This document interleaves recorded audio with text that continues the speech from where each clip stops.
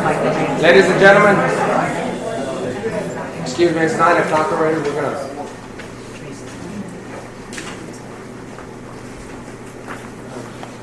Good morning.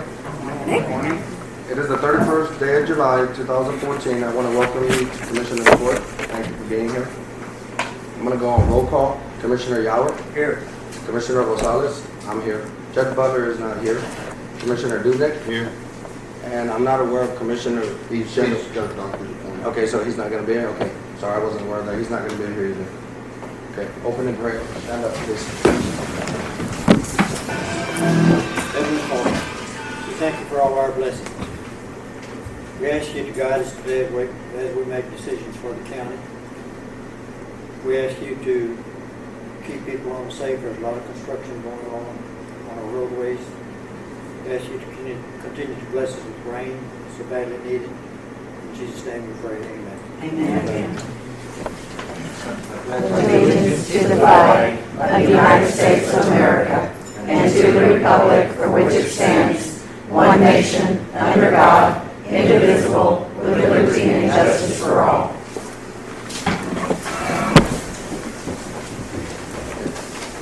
We have now citizens to be heard. How many do we have?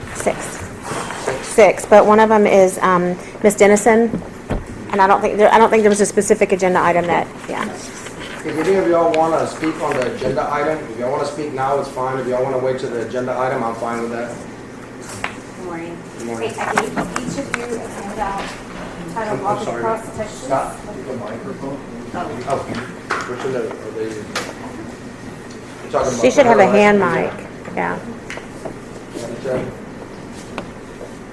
I'm sorry. That's okay. Thanks, sir.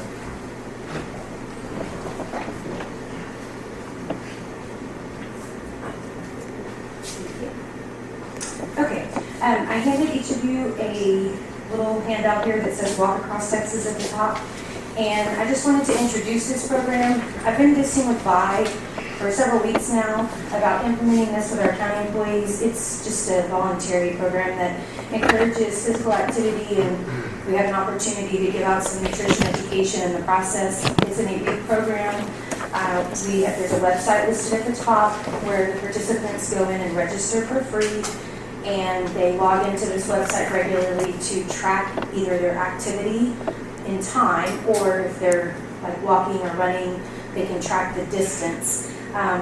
But the reason I gave you this handout, this is what we would prepare at the end of the program, and this particular one is for the program that I did with Karnes City ISD this year. So it gives you information on why Walk Across Texas is important.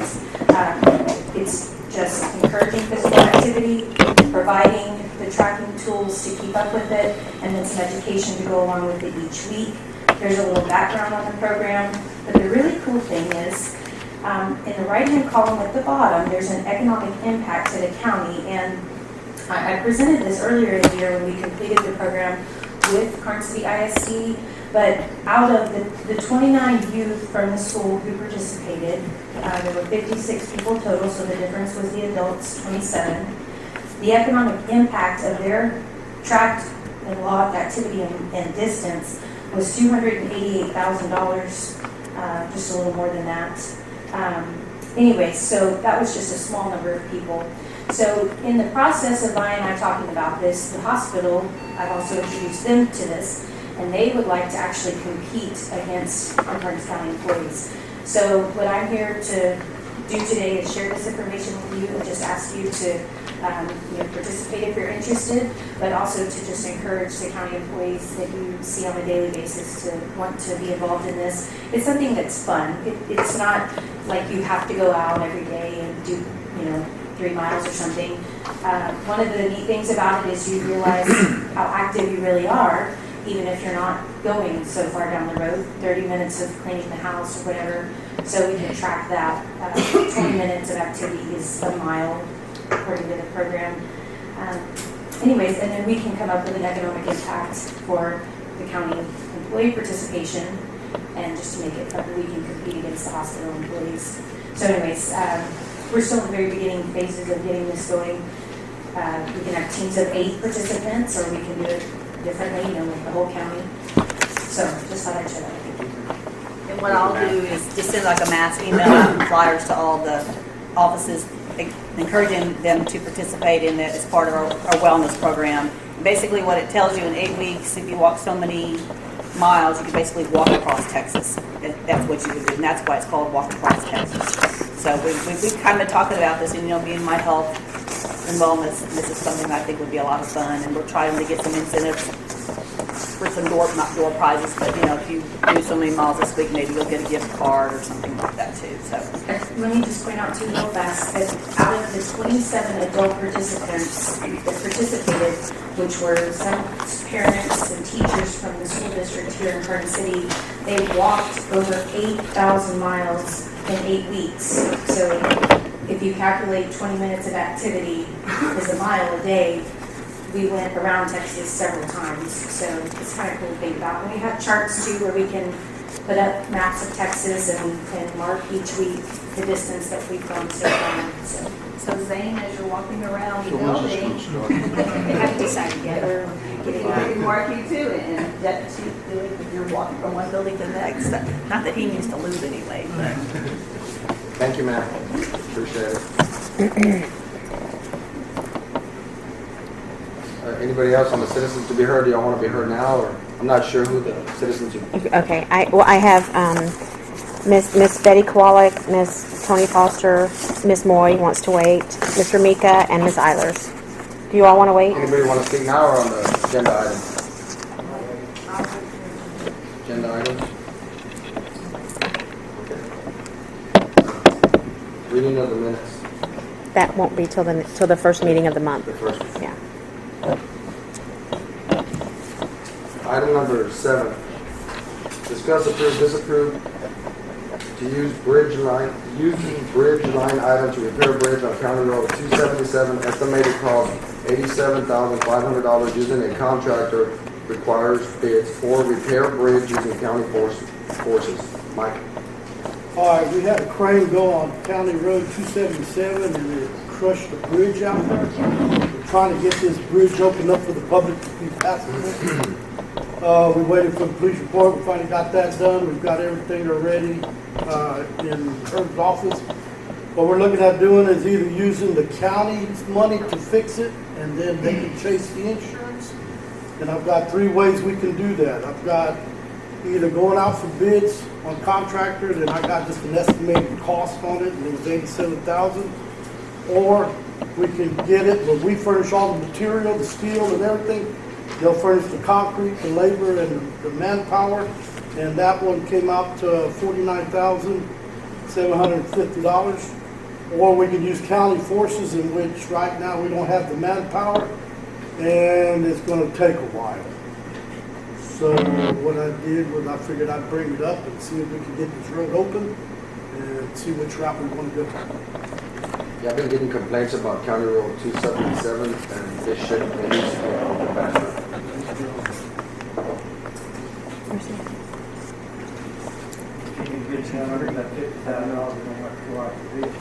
Yes, sir. Yes, sir. But we'll furnish all the material, everything it takes to get the road, to get the bridge in. So then technically the cost is above $50,000 if we're furnishing all materials, et cetera, so it still needs to be bid. Because that's just a portion, Even with us supplying all the material? because that's still a cost of the project. Right. And you can't segregate costs to not have to bid. Okay. So in other words, we still have to bid it, so it's a matter of what you want to do, Mike. Or you want to bid the whole project, or you want to bid with you buying the materials. I'd rather just bid the whole project and get it over with. Because that's about where we're going to be anyway, so I might as well bid the whole project. I would think also just bid the whole project. Then the contractor has the liability. Well, if that's the way we're gonna do it, then this one.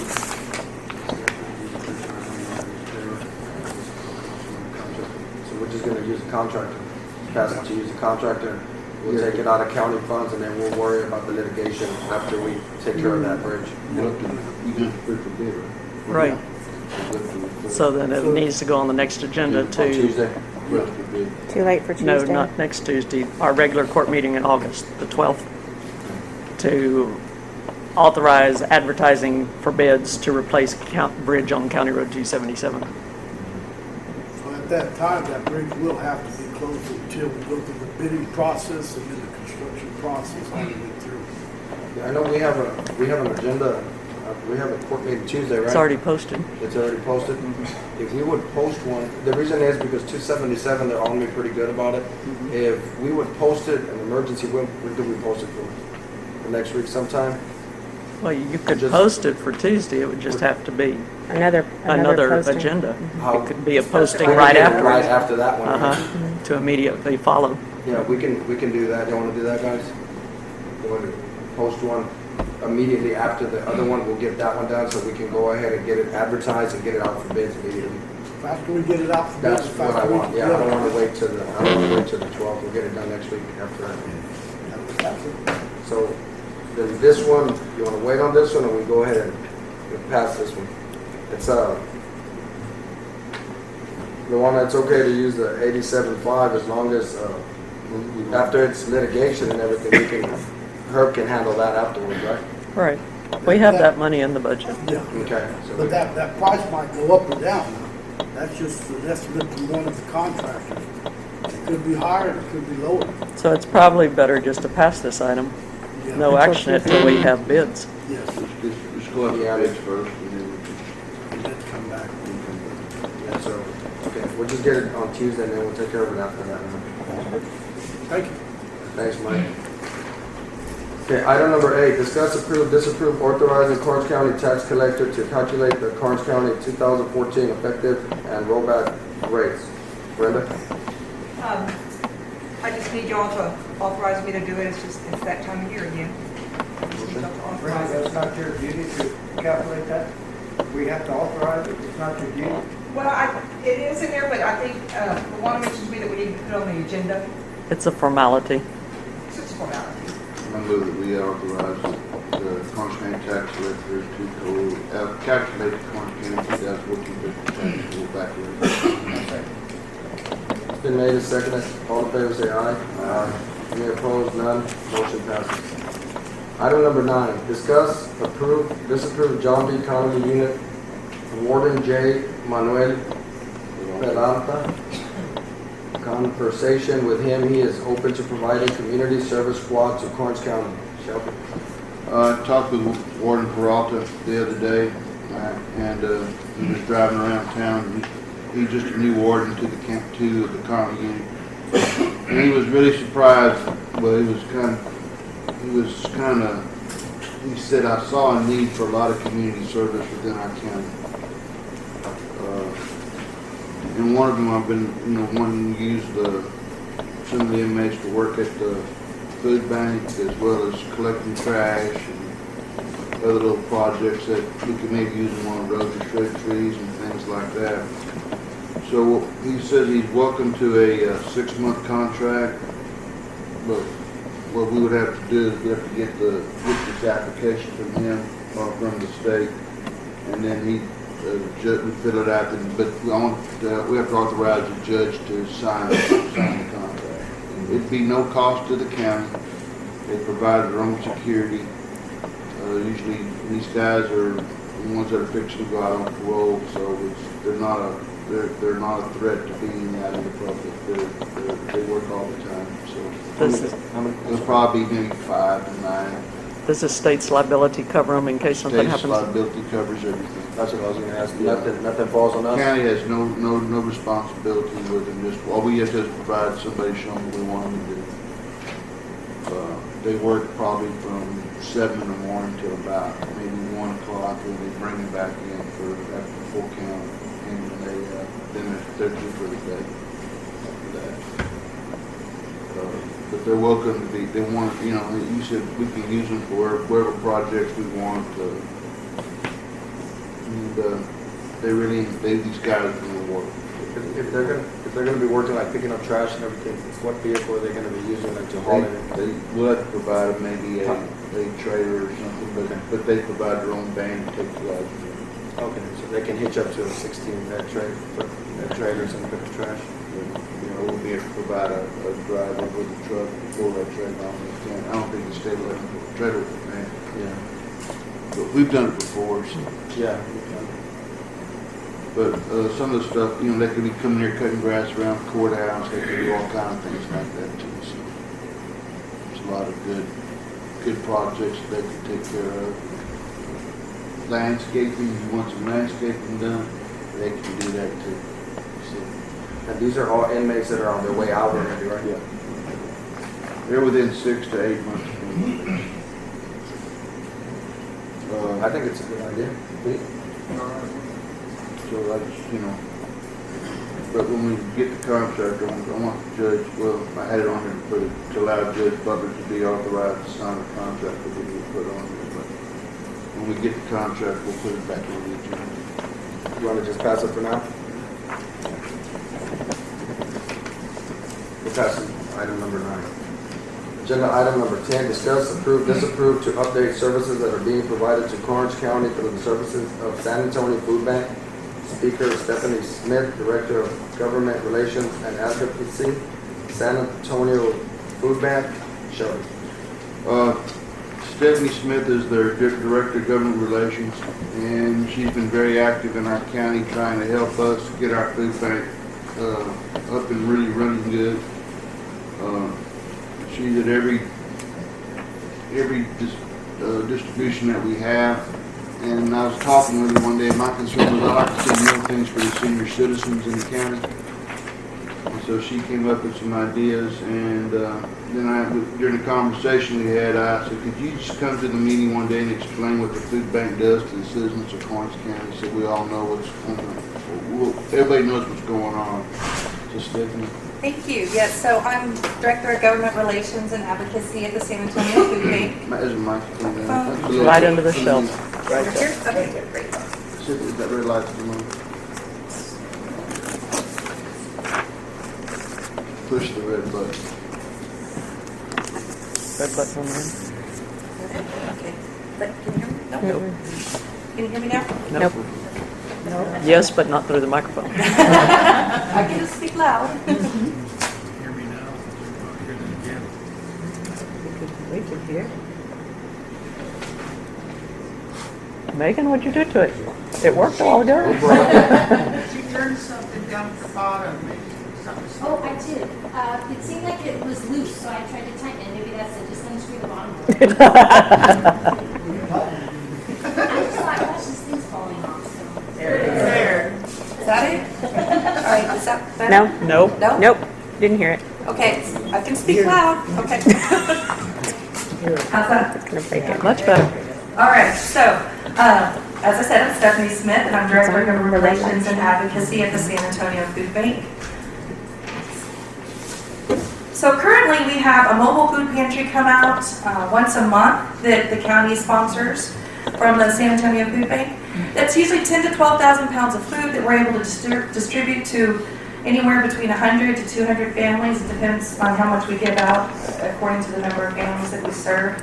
I did give you guys a packet with some information on food insecurity in your county. Currently, overall, it's at 17% in Karnes County, and the child food insecurity rate is at about 30%. So there is clearly still a need for some of this food distribution help here. I understand that Commissioner Dubnik was talking about possibly doing something special for the seniors, so we can work on getting a program carved out specifically to do a distribution for them as well. In addition to handing out food, we can also have nutrition teams come down and do nutrition classes. We have a workforce development department, and I did include information on that in here as well, as long as a recipe for some infused water from our nutrition team. As a part of our nutrition team as well, we can have gardening classes if you have a group of people that want to do a community garden. But next Monday, we will be having a mobile food pantry. I encourage anyone who wants to come out and see it. It's going to be in Falls City about 10:30 in the morning. And they come out once a month, the first Monday of every month. I've talked, Stephanie also wants to create a food. Food Policy Council. Yeah. We're working on trying to establish a Food Policy Council in all the 16 counties that the food bank serves. We have a few already established, one in Kendall County, Kerr County, Medina County. We have one starting up in Bandera County, but due to your interest in your community here. We love to get a group together of anyone who's interested. It could be producers, it could be restaurant owners, anyone who's interested in any kind of food policy to look at the issues in your county. And so I'm going to talk to Megan about trying to get that going here as well. But we're always happy to come out if you've got some folks who, like I said, we've got workforce development that can come out and give classes on resume building, or nutrition teams coming out, or if Megan ends up with her food policy group wanting to do a community garden, we can have folks come out and help with that as well.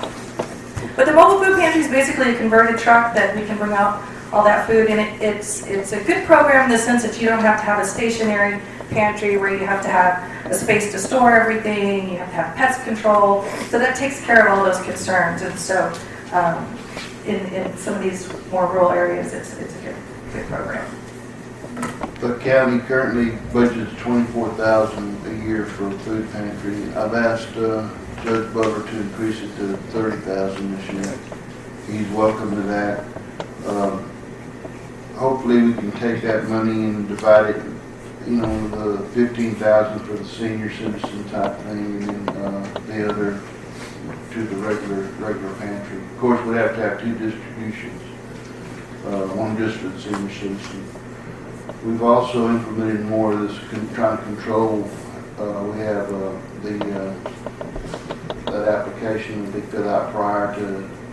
Right, with the senior program, we can pre-approve them, and then we have a list of people who know, and they can just sign a roster, and they can just get approved annually on the senior program. And I've talked to Herb Hancock and the judge, and they're looking at trying to use community service people to help with the food pantry, so that we'll have more help. There's not much help that's there, just a few of us. Pete shows up once in a while to help, but when he's not doing something else. But we're trying to get more people. So if you want to volunteer to help pass out, Maurice shows up a lot. If you want to help, please show up at the next distribution will be in Fall City, right? Fall City on Monday, about 10:30 in the morning is when the truck should arrive. Takes a little while to get things unloaded, and then we have the cars come by and we load them up with and a lot of food. kids About during 50 the summer, the boot camp, during the regular school year, the boot camp kids show up and they really do a good job. It's a good lesson for them. It's a good program for the county. There are a lot of people that need assistance in our county, and this is just one way I think the county can give back to some of the citizens in the county. I've been asked to find someone to help with parking. Willie Lamprey, close to 9 years old, still getting out there and we shoot someone to replace him. If you know anyone who's willing to help on a regular basis with parking, appreciate you. I've reached out to the show barn. They're going to meet on the 20th, so that we can maybe have one distribution point in the county. So, but it's with all the construction going on in limited space. Like example in Kenny, we used to do at the city park. Well, now during the construction of the HEB and they were doing the roads, it was a kind of a cluster. I mean, it was almost not safe. So if the show barn people said they're going to be on the 20th, and we can probably use them for the main area distribution. It's the center of the county. I don't know, maybe some people may be upset about it's not in my town, but it'd be for every town. And some come to different distributions all the time anyway, so I really don't see an issue. But it's safe, it's got a lot of room, and we can really put the cars and have a good way to come in and out. So there's some good things happening. Also, another idea that we'd like to have, if we could find a building to have a regular food pantry in the county, have a building where we could staff it with volunteers a couple of days a week, and people come in and get what they need and leave, and without having to have these many distributions, because help is getting to be a problem. I know with the passage of the Farm Bill this year, there is some funding out there. There's some grants and loan programs. If you're not familiar, I'll be happy to send them to you on specifically for facilities out in rural areas. So I'll send that to you. from what I understand from the USDA right now, because the farm bill was just funded, they have money right now, it hasn't run out, so now's the time to strike. So I'll send that follow-up with you on that if you're interested. Cheryl, you had something you want to say? We were talking about the possibility of, we brought that up about the show arms that we do. You know, another concern, I think it's one of the most wonderful things that we do at our county for our people. I would like to see us just be able to do something to service the senior citizens a little bit better. So many of them, you know, if they can get out there, they can get it, but then there's some of them that are at home that can't get it. So I'd like to see us be able to figure out somehow to maybe voluntarily take it to some of them so that. We could certainly talk about ways to do that. And hopefully we get this food policy committee going and we'll have better ideas on how we want to do things. I think it's getting better all the time though, you know. Thank you. Thank you. Thank you. Thank you, ma'am. Do I hear a motion either way on item number 10? I move that we approve, really just it's not looking to approve, just everything that's come on the budget item. It says approved. Yeah, I just wanna. yeah. Okay, so it's basically just an update. Okay. Item number 11. Discuss, approve, disapprove the update on building for Karnes County EMS. Revised plans for proposed building are complete with additions for JP1. Proposed work that can be done with current budget monies. Update is needed for budgeting purposes for upcoming budget year. Shelby. As everybody knows, we've had Lorraine Daly's firm working on designing a building for EMS. It's been going on for about a year now. And last I looked, I think it was about $190,000 left in out of the $200,000 left from last year. Is that about right? And I want to use that money to tear down the old building and purchase I've asked Mr. Kelly to look at purchasing a storage place, what supplies they could put into a storage locker, as well as putting stuff beside that trailer, and then getting a carport or some sort of put the units into while they create the other building is being built. We've been putting this off for a long time, so last time the design was a little bit more than what we wanted. The architect was instructed to go back and design it to about the size of that trailer house with the addition of 2 bays.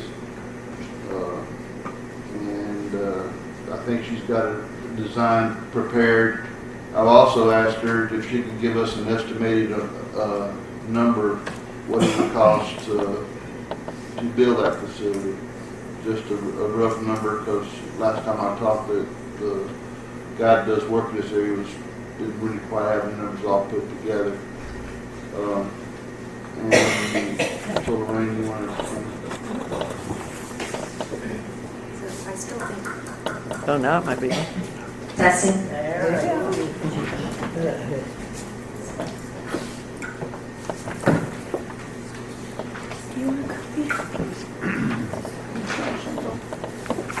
So Kristen is handing out some documents to you. If you can go to the back part and look at your plans first. There should be 11 by 17 plans attached to the back of the,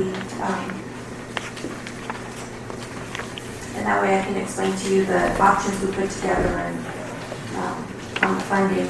So the last time that we had presented now that the county is in the trailer, we met with Commissioner Dukenit and the EMS staff, and they said the trailer is providing the space that they need for their facilities. So we looked at reducing down the size of the EMS building to be closer to what the size of the trailer is, which we did. The difference is the trailer doesn't have any corridors, and you need excellent corridors in this building because it has more than just the trailer.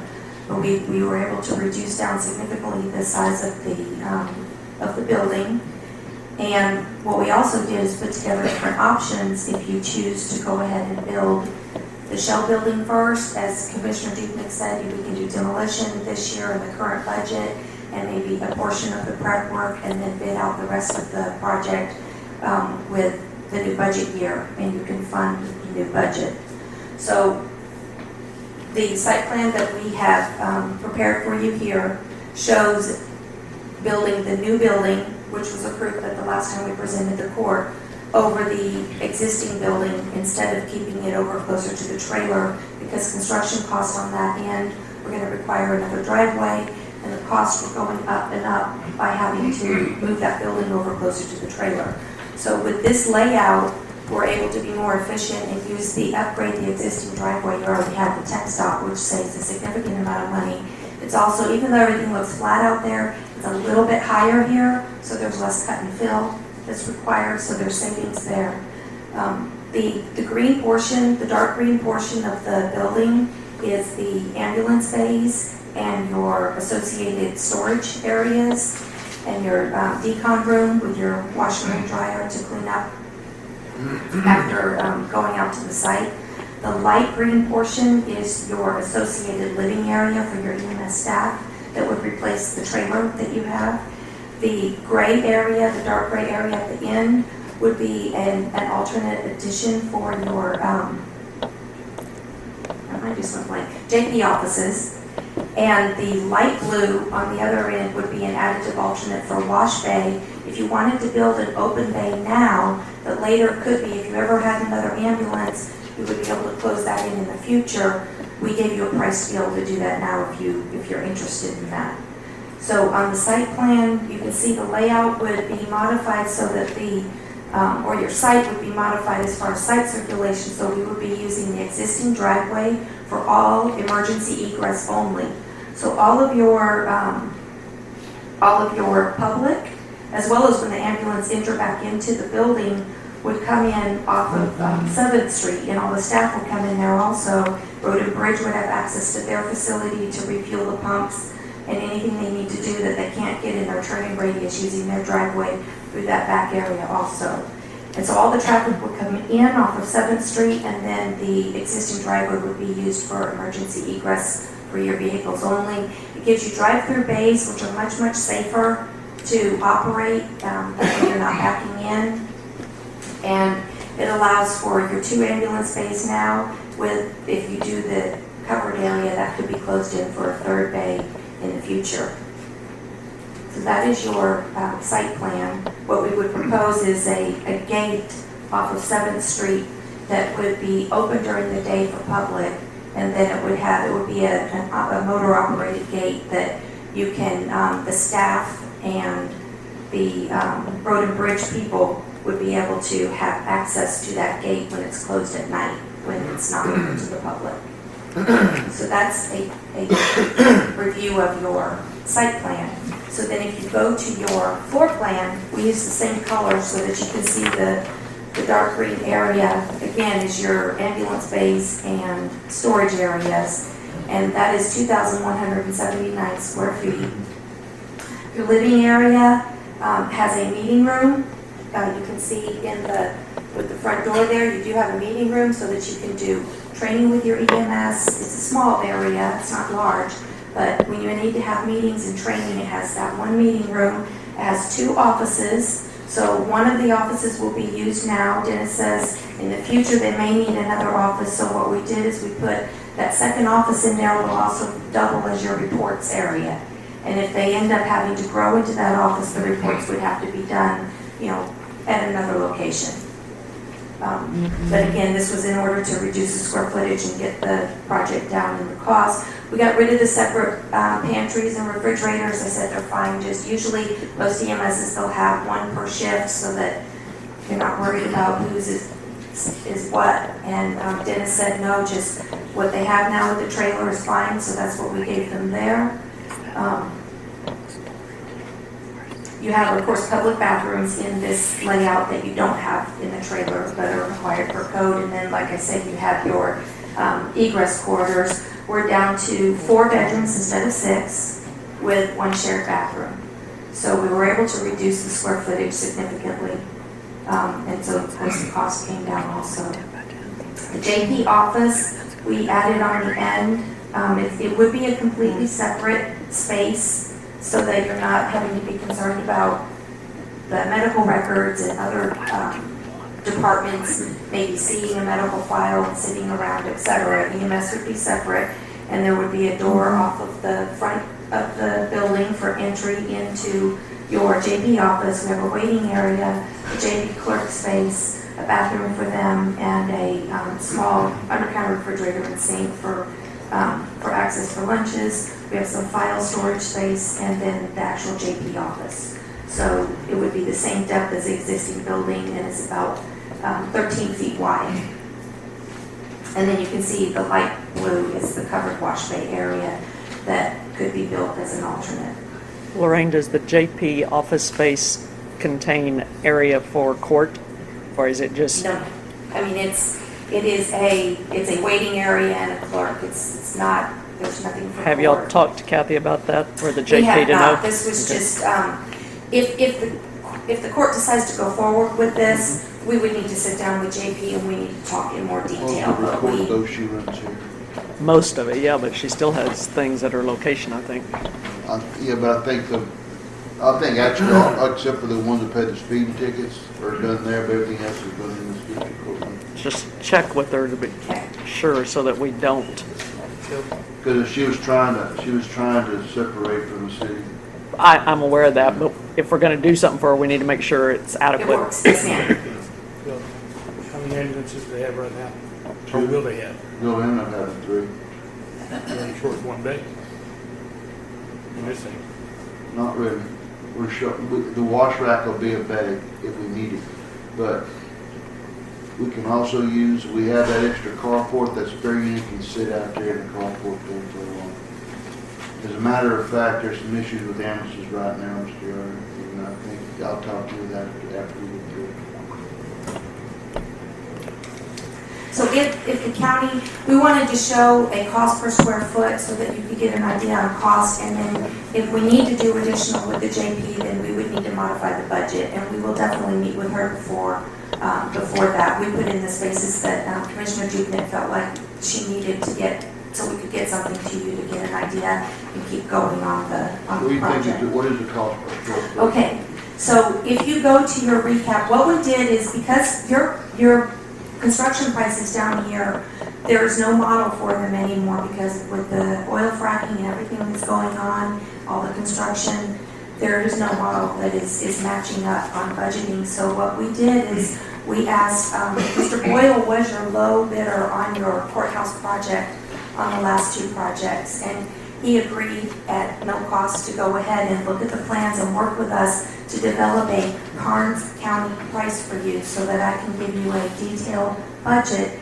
that he feels like if he competitively bids this, he can bid it for this amount. We have an option 1. We broke it into different options because of your need to do some work now and some work later, and to also show you a comparison that if you build the whole building right now, what it would cost versus if you break it into phases. So the detail is attached, so you can see these are not just square foot numbers, these are actual numbers. We did a takeoff, the contractor did a takeoff on the plan. We discussed items, of course, because these are still schematic plans, but he did a detailed takeoff so we can get as accurate as we can possibly get at this time on the budget. I did a recap for you on the front page on your options. So if you look at what we did for option 1, your base bid is to build the green area. So the dark green, which is your bays, and the light green, which is your EMS living, not the wash bays and not the JP offices. So your dark green is what we call the base bid. Your construction cost on that would be $852,169, and there is a cost in there to demo that existing building. Now, of course, this isn't your total project budget because this is just the construction cost. We need furnishings and fixture allowances, we need fees. There's other things we would need to add in here to get to your total project budget, like we've done for you in the past. And we will do that once the county decides which direction they want to go. We'll get those numbers for you. If you were to add alternate number 1, which is that covered wash bay, it would be an additional $57,000. If you were to add alternate number 2, sized as it is now for the JP offices, it would be an additional $110,000. So that's construction cost. $500,000 Yes, sir, essentially, for a steel building. just a little bit over. Yes, For a sir. steel building. Yes, sir. I'd like to make a recommendation that the court consider calling Mr. Dockery and a couple of other directors of steel buildings. Mr. Dockery will probably have an opportunity to bid, but we'll talk to him. But $1 million for steel, what are the dimensions of that? Your total square footage is 4,660 square feet. And it would be competitively bid. It's going to be what the market is. We prepare the plans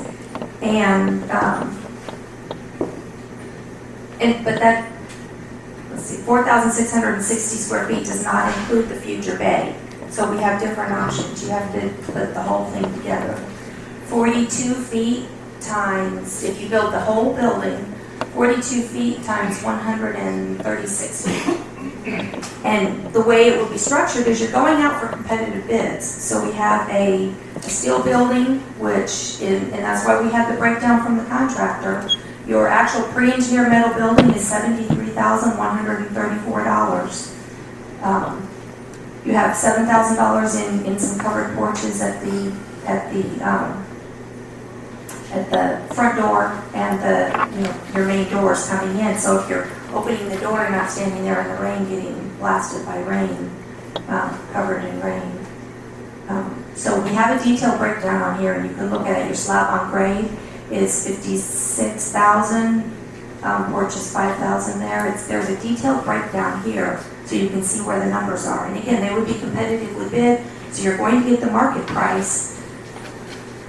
But this is what the contractors are telling you the market price is. So, and that's what I need to present to you, because I do not want to present budgets to you that are too low, and then we're standing here with, what do we do with our project? Number one, I think in the budget, the current budget, you have $500,000 is appropriated for the EMS building. No.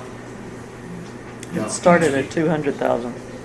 You don't have the right numbers. It started at 200,000 in this year's budget. It was discussed the $500,000, but what was actually budgeted was 200. 200,000. 197,000. $220 to $250 a square foot for steel building. With concrete. That's not just a.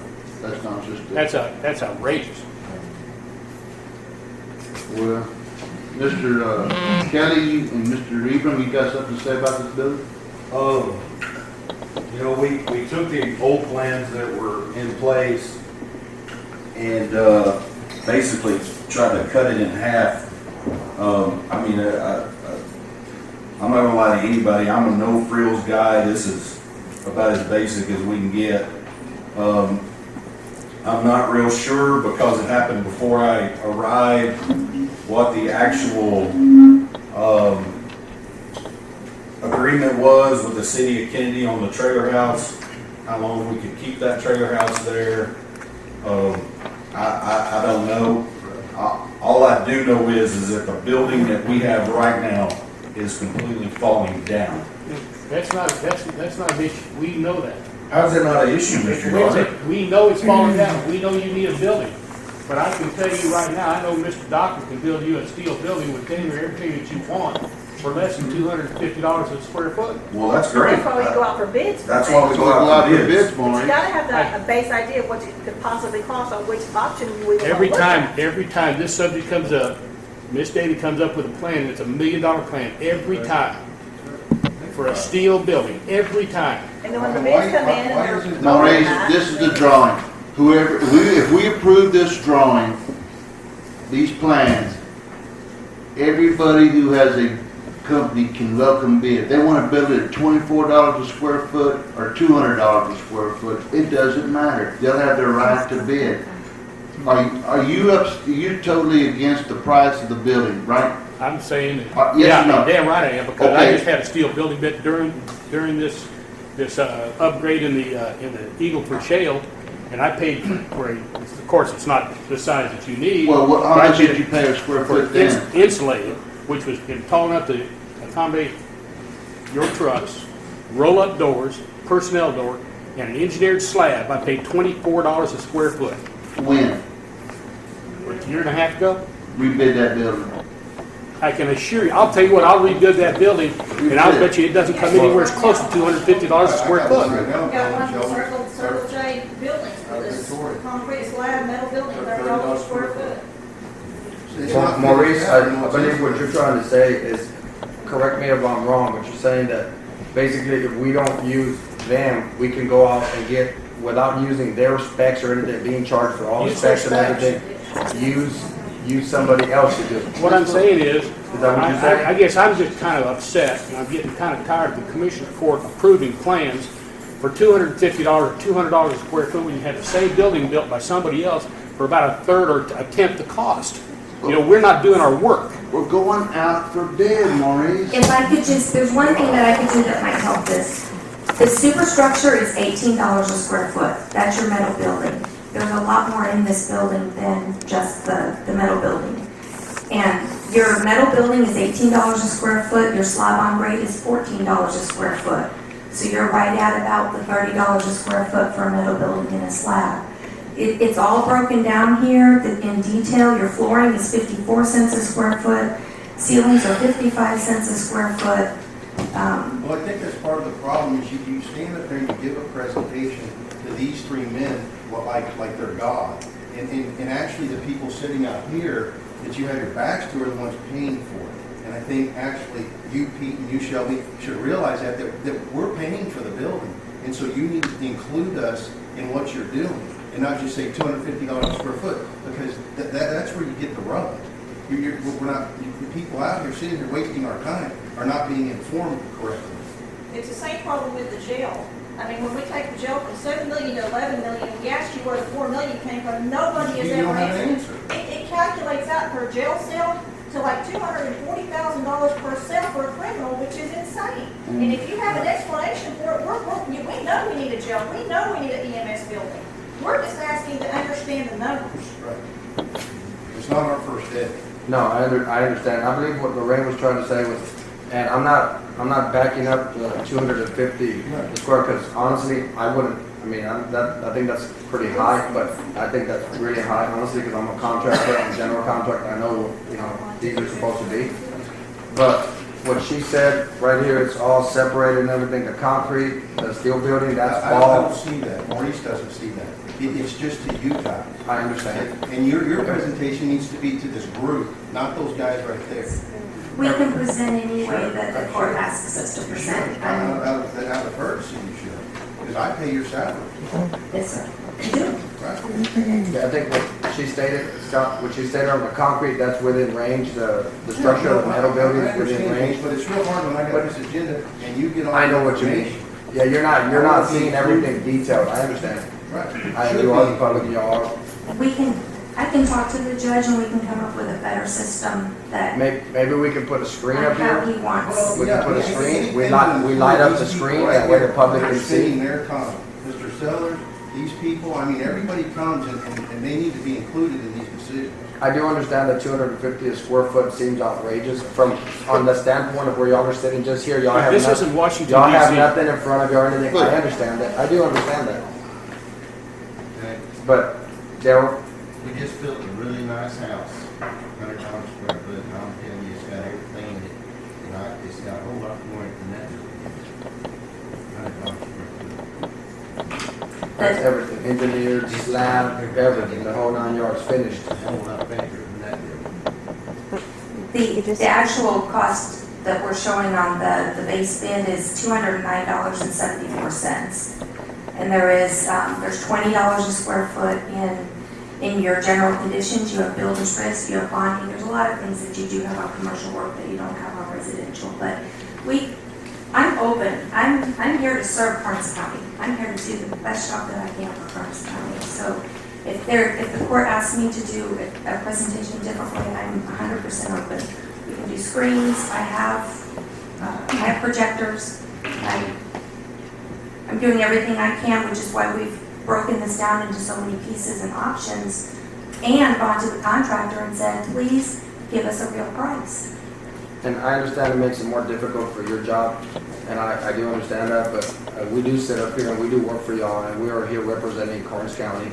And if that's what the public wants, something on the screen or something, I just threw that out there. I know it makes your job harder, but it is your job, and we can accommodate the public for that. Now, if it makes it clearer for y'all, I understand that. I can see a lot of things here clear because I have the paperwork. But Scott, I understand that you just see that, boom. I mean, of course, it's going to seem like really, really high. I'll make copies of this, you can have copies. Well, I think in the future, you should just keep in mind that these people are spending their time sitting here, and you need to think about that. And when they hand you something, you should consider handing it to these people out here if they want to see it. Because, I mean, my time's valuable, and I spend it here trying to follow what's going on. It's very difficult when you have all the details and I have nothing. Understand, Scott. Maurice, one more. One more time. Just let me explain something. Maybe it's not coming across very clear. I know that you need a building. I don't have an argument with that. I know that we need some other structures here in the county. I don't have an argument with that. What I do have an argument with is that because we're the county, you know, the contractors look at us like we're Washington, D.C., and they tell us to bend over because we're going to give it to you. And I'm tired of being had. You know, we live here, and this is our money, and we need to be responsible with that money. And if you want to get a bid, if you call Circle C Metal Buildings in Victoria and ask them to bid on it, I can assure you it's not going to come in with a bid of $250 a square foot. It's a steel building. We're not building a Taj Mahal out here for the EMS. And I think the Commission's Court has to become responsible to spend our money and do it with care and with a responsibility to the people that are living out here and paying for this stuff. Understand? You know, I mean, this was if we hadn't brought this up, I can assure you this thing was going downtown. I mean, it's just wrong. It's just wrong. And I'm tired of watching the Commission Court do the wrong thing. It's just not right. We have an example with the courthouse right over there, and how that's going, and who's ended up paying for that. We got an example with this building right here. Exactly. Exactly. Yes, exactly.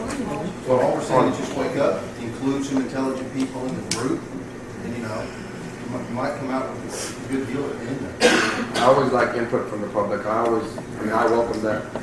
Do y'all understand that we can't do business like you can? Build your barn out there? I think that you can damn sure do business like we can and be responsible about it. I damn sure believe that. We can't. We have to hire an architect. We have to. You do not need an architect. We have to If go you out call- for bid. you They call- have to be bonded. They have to go through the bidding And process. you're telling me that Mr. We have Dockery's to not do that. bonded? That's just not true. That is true. He is bonded. He doesn't need an architect to tell him how to build a steel building. And he'll build with an engineered slab. And he'll guarantee that going for 30 years at 150 mile an hour wind load.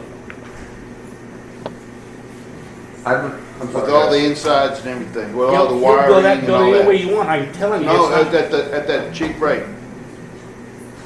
You need to, You did do some exploring, check some other options. And that was gonna be my question about when, you know, is this metal building gonna hold up the hurricanes and stuff like that? We It do has, get over yes. here once in a well, while. the question is, I don't know, but this one would be I don't know what rated. Mr. Dockery. Designed for this I design. know, Okay. I know, Marty. Just saying we need to be responsible. Item number 11, let me see if I read it right. It says, discuss, approve, disapprove the update on building for Karnes County EMS revised plan for proposed building are complete with addition for JP1.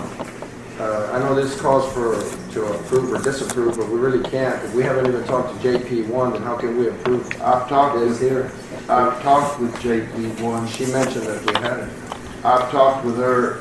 How this came about was JP1 was saying, come to me every year she does and says that the city of Kennedy is always thinking about maybe kicking her out. Where are we going to put her?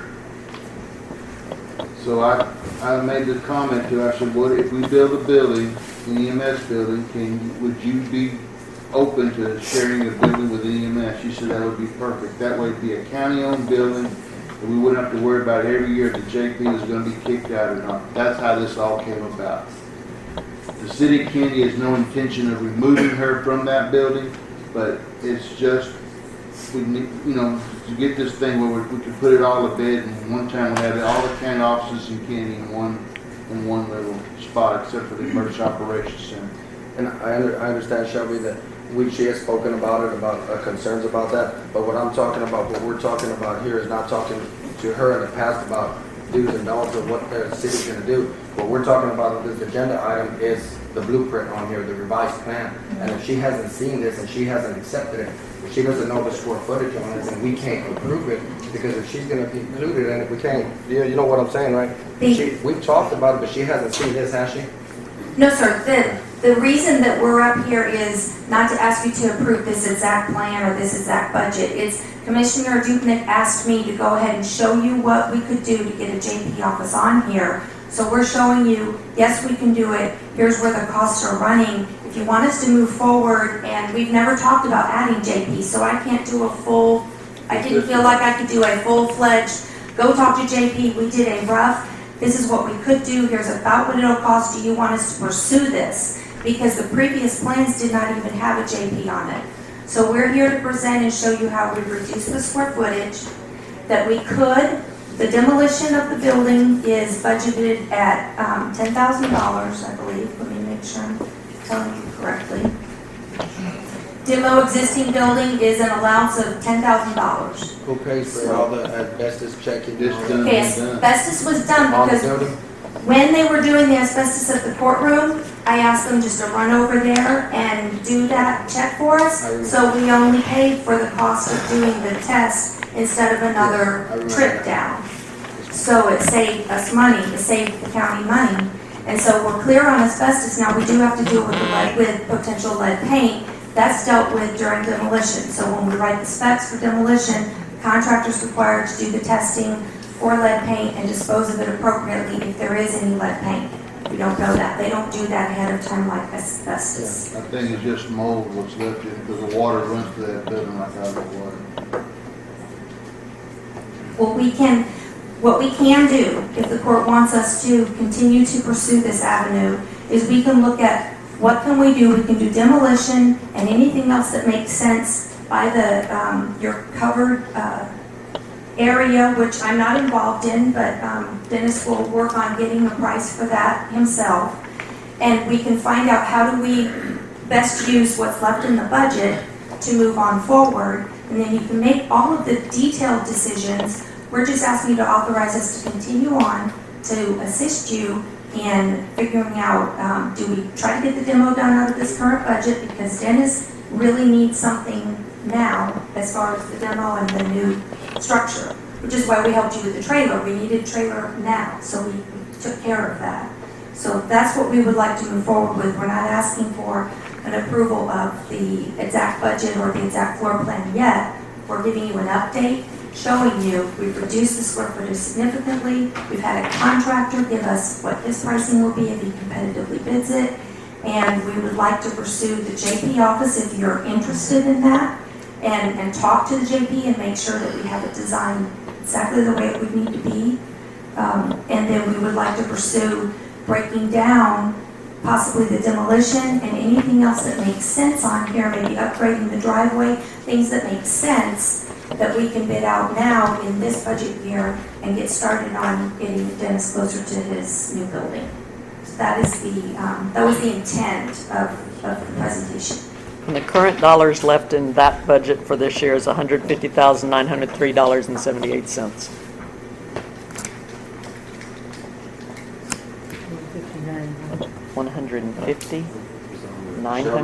Put this on there? $150,903.78. Well, the way I see it right here, number 9, Shelby, you're gonna wait for Judge, you're gonna wait for Richard, right? Yes. Judge, right? For the inmate decision, and that's just to have inmates' opinion around the thing. This is $1 million decision. Would you wanna wait for the judge for that one too? Well, yeah, well, it's, all it was getting an update for the current budget I year. understand that, but we have a lot of opposition from the public right We're here. not approving the bid. I'd like to get the drawing approved. I know exactly what you're talking about. But we have a lot of opposition, a lot more opposition than we did for that other item, and we're waiting for the judge. So I would recommend they're waiting for the judge on this one, and Shelby, Shindle too, so it'll be a full court. I think what we need to do now is we need to make a decision to talk to Captain Stewart and see if the size of this is suitable.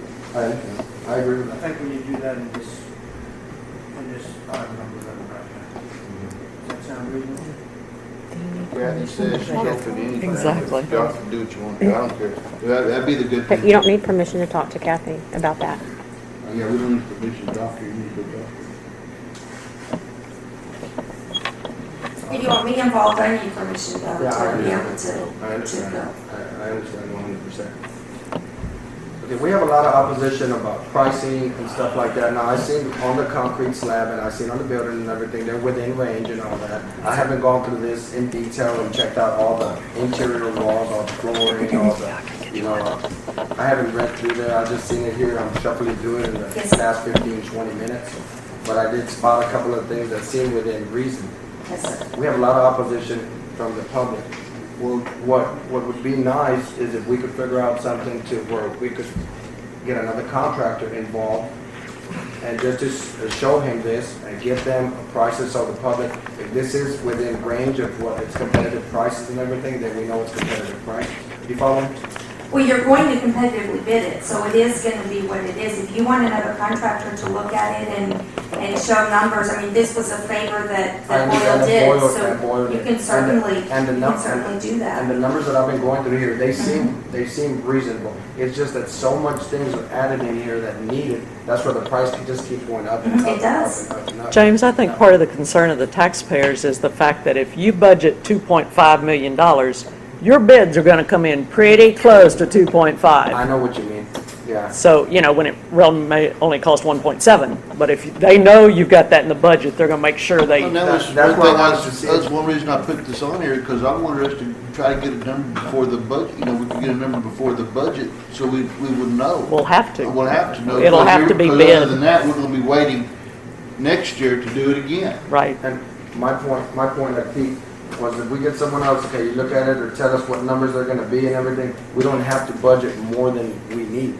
If Right. it comes out at, you know, 3 or 4 of the contracts say we can do it for $750 or $810 or $640 or $970, that's what we budget and we make sure that they come within that thing. 'Cause all contractors are gonna do the same, it's the same work. But you also have to understand that they're bidding off of a schematic plan, so they're making a lot of assumptions. Mr. Boyle has built several EMS facilities, so he knows some things on the overhead door, and there's different details and things that you need that he knows. How do you get that across to the other people? That's why you prepare the plans and then you put them out for bid, and you're getting apples to apples bids. They're bidding competitively, so I agree with you in the sense that if they think they have that budget. However, everybody wants that job.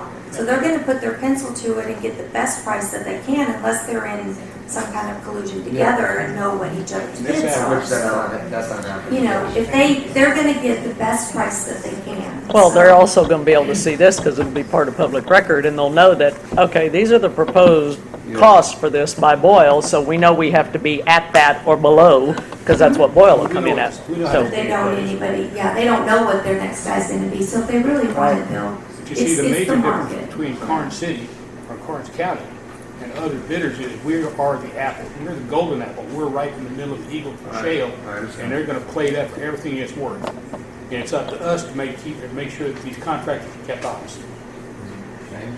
A local contractor. We gotta, I'm sorry, public, we gotta move on, but I'll have one more comment from Darryl, and then we gotta move on. Wouldn't the JP need some sort of courtroom? The JP's been running our major court, all the JP's are running a court over here, except for the payment secretary. Pete, what do you think? I think we ought to go ahead and allow, let Ms. Daly talk about, to talk to JP one.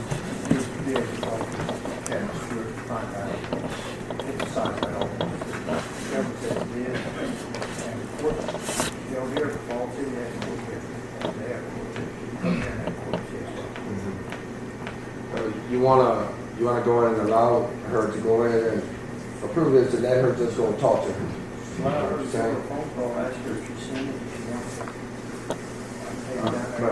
But she's already, okay. I can go, when I'm here already, I can just run over and sit down and talk to her and make sure that she's satisfied with the space that is now.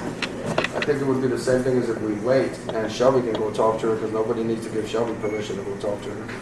We think, I'd talk, I'd go show this. But like Lorraine said, it has to be something that's passed by Commissioner's Court for you to be able to start talking to her, right? But Yes, one of the commissioners can go. It's at your pleasure, whatever Commissioner's Court wants to do. I'm just here to help. Yes, I understand. I know you. Well, if you,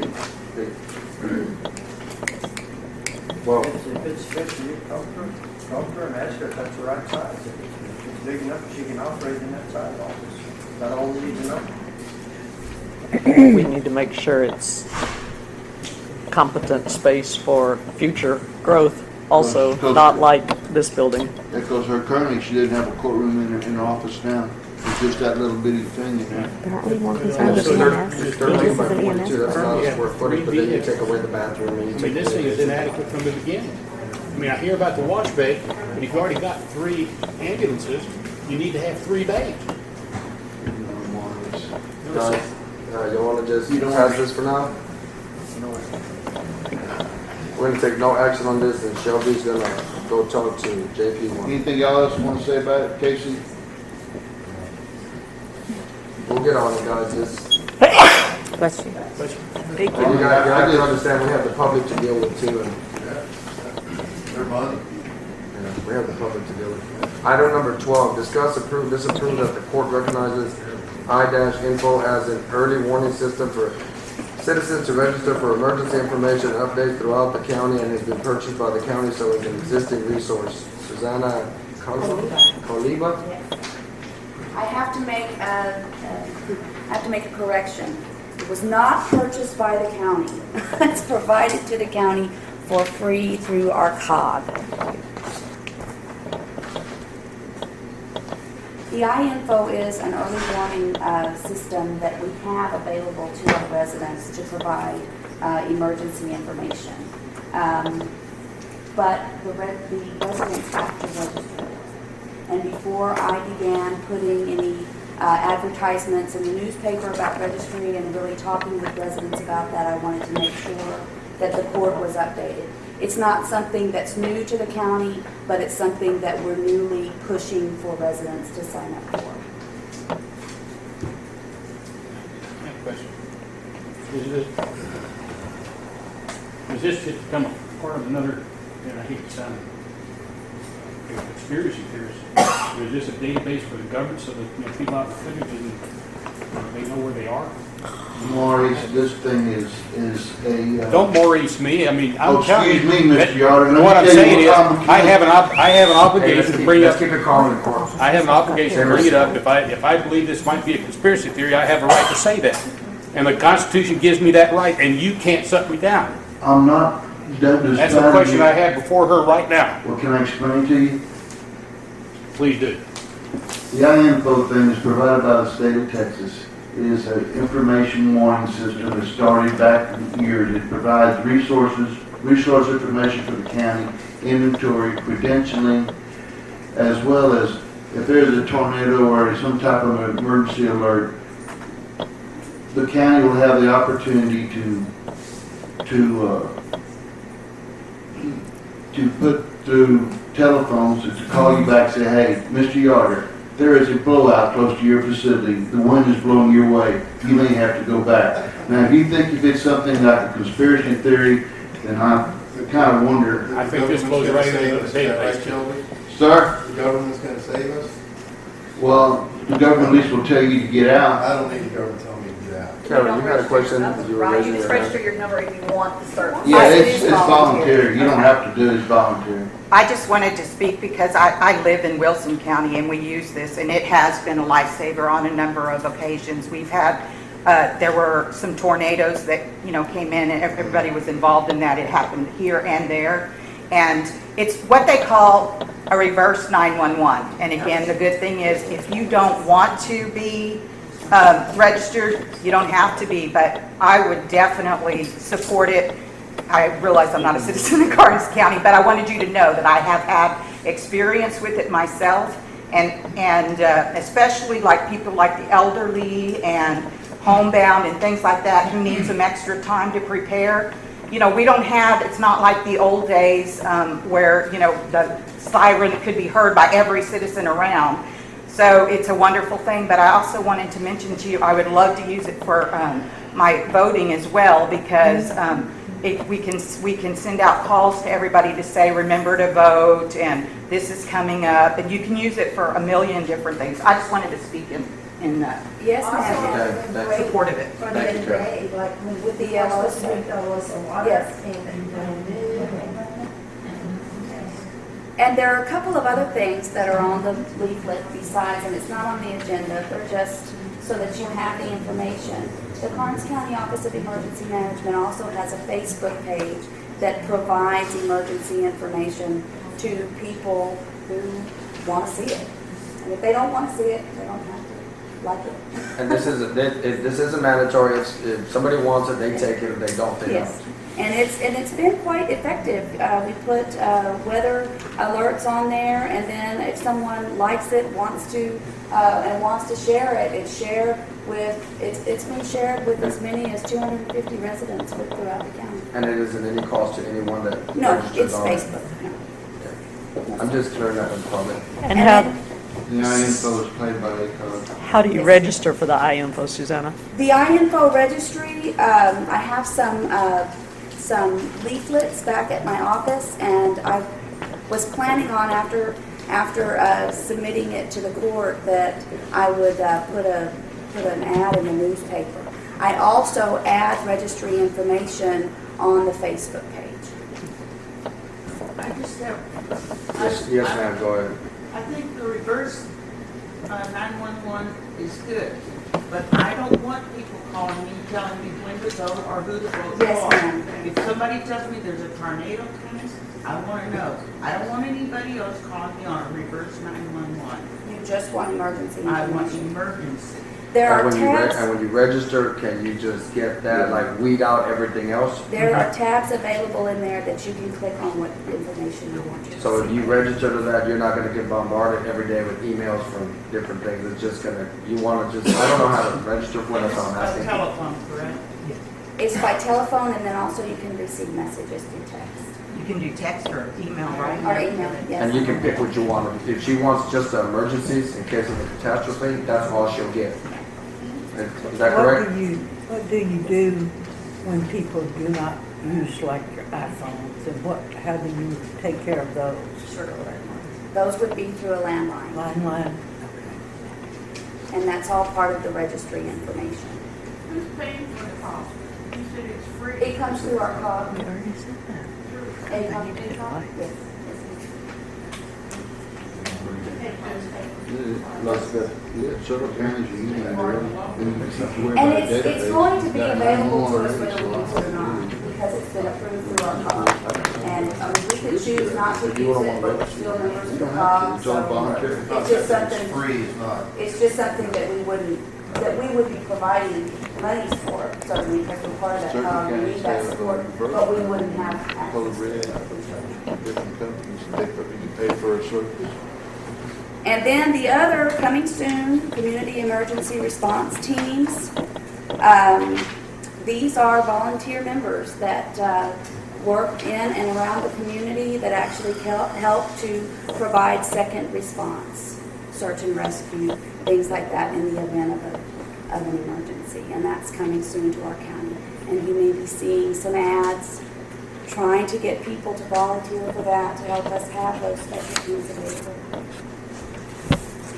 I will put this flyer in the back if you want information. It has my contact information, and I'll be happy to answer. Thank you. Do I hear a motion either way? I make a motion to approve the info availability to people, to citizens who want it. Second. Been made and seconded. All in favor, say aye. Aye. Any opposed? None? Motion passed. Thank you, ma'am. Moving along to item number 13, discuss, approve, disapprove adding to fiscal year 2015 budget a countywide project led by appropriate department which would address the current inadequacies of the available maps. This affects the elections administration department because we are unsure of the proper lines and addresses within each of the county precincts. Karen? Okay, so I wanted to put that last part in there just because that would help you to know why I'm interested in it, but it's also a project that I truly believe would benefit our county as a whole. Now, I've brought to you guys before some inadequacies in the maps that were done quite some time back by when y'all redistricted. There were some holes in the map, there were some questions on the map, and those were never completely resolved. And so there are several, little areas that, we may have decided where they go, but they're mapped incorrectly. And so when they're mapped incorrectly, then we in the voter registration department, for one, can't get the correct information and make sure people are in the right districts that they're, have the right to vote for. So I brought those again with me today, just to print out so that you guys can see. I simply made only one printout though, just so you know. And I'm also including the conversations between Brenda and I. And I don't necessarily, I guess, need any kind of, I put it on there as discuss approved because I would like you to consider thinking about putting that in the budget. I certainly do not want to be the project manager because I don't believe that that's the appropriate department for it. Obviously, it would be like special projects in the mapping department. Then that would be the person who would need to get some numbers, together. I can help with that. I'm certainly willing to do that. But this is kind of, it's important to my department, but it would also, like I said, benefit several departments. So. This item number 13, correct me if I'm wrong, it would be more of a budget item when we're in the budget, wouldn't it? That's correct. That's, But we need a figure. What I'm saying is adding it to that next year's budget. You talking about GIS work? Yes, sir. Look, we could have really added like on this item here because we need a figure on it and then it get put in the budget for the new FY and then we could take in consideration that. Right, but I don't want to be the project manager, so I'm just letting you know there's a need, and I guess before you today, making sure that, or not making sure, but I guess just giving you information. But one of the things that I just wanted you to know, one of the things also that did get left off of that item, because of course we wanted it shortened, and I knew I had sent in long budget items, but anyway, I specifically said that the final product should be a GIS map of the county with the layers that are going to be determined by all affected departments to be beneficial to the overall efficiency of the department in serving all Karnes County constituents. And then also, if approved if y'all decide to approve it in next year's budget, then also at that time, of course, I would come to you and ask for my right to negotiate with those other political jurisdictions, such as schools and cities within our county, to cover their own costs, which of course would be above and beyond what we need, but would ensure up-to-date boundary lines for their individual districts while voting, because we had a number of issues this last election, May the 10th, where several of the entities, I'm not sure, what happened, but they had just given us like paper maps that are no good to the voting department. We can't tell you what addresses go to those paper maps or anything like that. And so there were many issues of people being considered in wrong districts within the school. And so when they're single member districts, those school districts are, Falls City's the only one in our county that's not, I have now found out. And so for them, all I need is an outline of their school district, but the other school districts some of them have 7 or 8 individual districts. And so we want to make sure, and again, that's not really my responsibility. And so because they come to us to run elections, it would be in their best interest to help with that. And I would feel more comfortable, obviously, knowing that their maps are correct. So that kind of thing too. So. And then also I wanted, my last little thing on there was that I had a note that said I would also like to begin discussion or, to think about if y'all do decide to put that project into next year's budget to begin discussion about long-term plan to make sure it's kept up to date and we don't come to this position again. And just so you know, what initially brought this on was, when I got into my position and really started looking at some of the assignments of precincts to some of the voters. We found several that were wrong, or we still have addresses in our system that are like, county, close to the corner of County Road 725, right by the Shell station or something like that, things like that, which don't assign a precinct automatically. And so there's several issues in my department that were caused by this. So I thought I could fix that very simply by going to the mapping department, but it wasn't as simple as that because the maps were off. And because in the first place, our county didn't even have digital copies of the maps. So the special projects didn't even have the right layer because we didn't get that when we finished up that project for redistricting. If we're gonna even consider on adding this to the FY, who's gonna get the cost of this project? I would say it would go to special projects, but that would be you guys' decision. I'm sorry, one second. I talked to Brenda on that, and I know she doesn't work for the county anymore, but she said when you're remapping precincts, that has nothing to do with the county. It's got to go through the state. They have to do the line changes, not the county. Right. And that it doesn't fall back on us because it's not going to be for my use. It's going to be for your use, so that would be something It would be your line item. It would be for the use of the county, so that the county would know that who's voting for you are the right people voting for you. So that's my department only. But now let's just talk about, for example, other departments like 911, who want to make sure that they've got correct addresses and things like that. And I know that there are issues there because y'all had them brought to you before.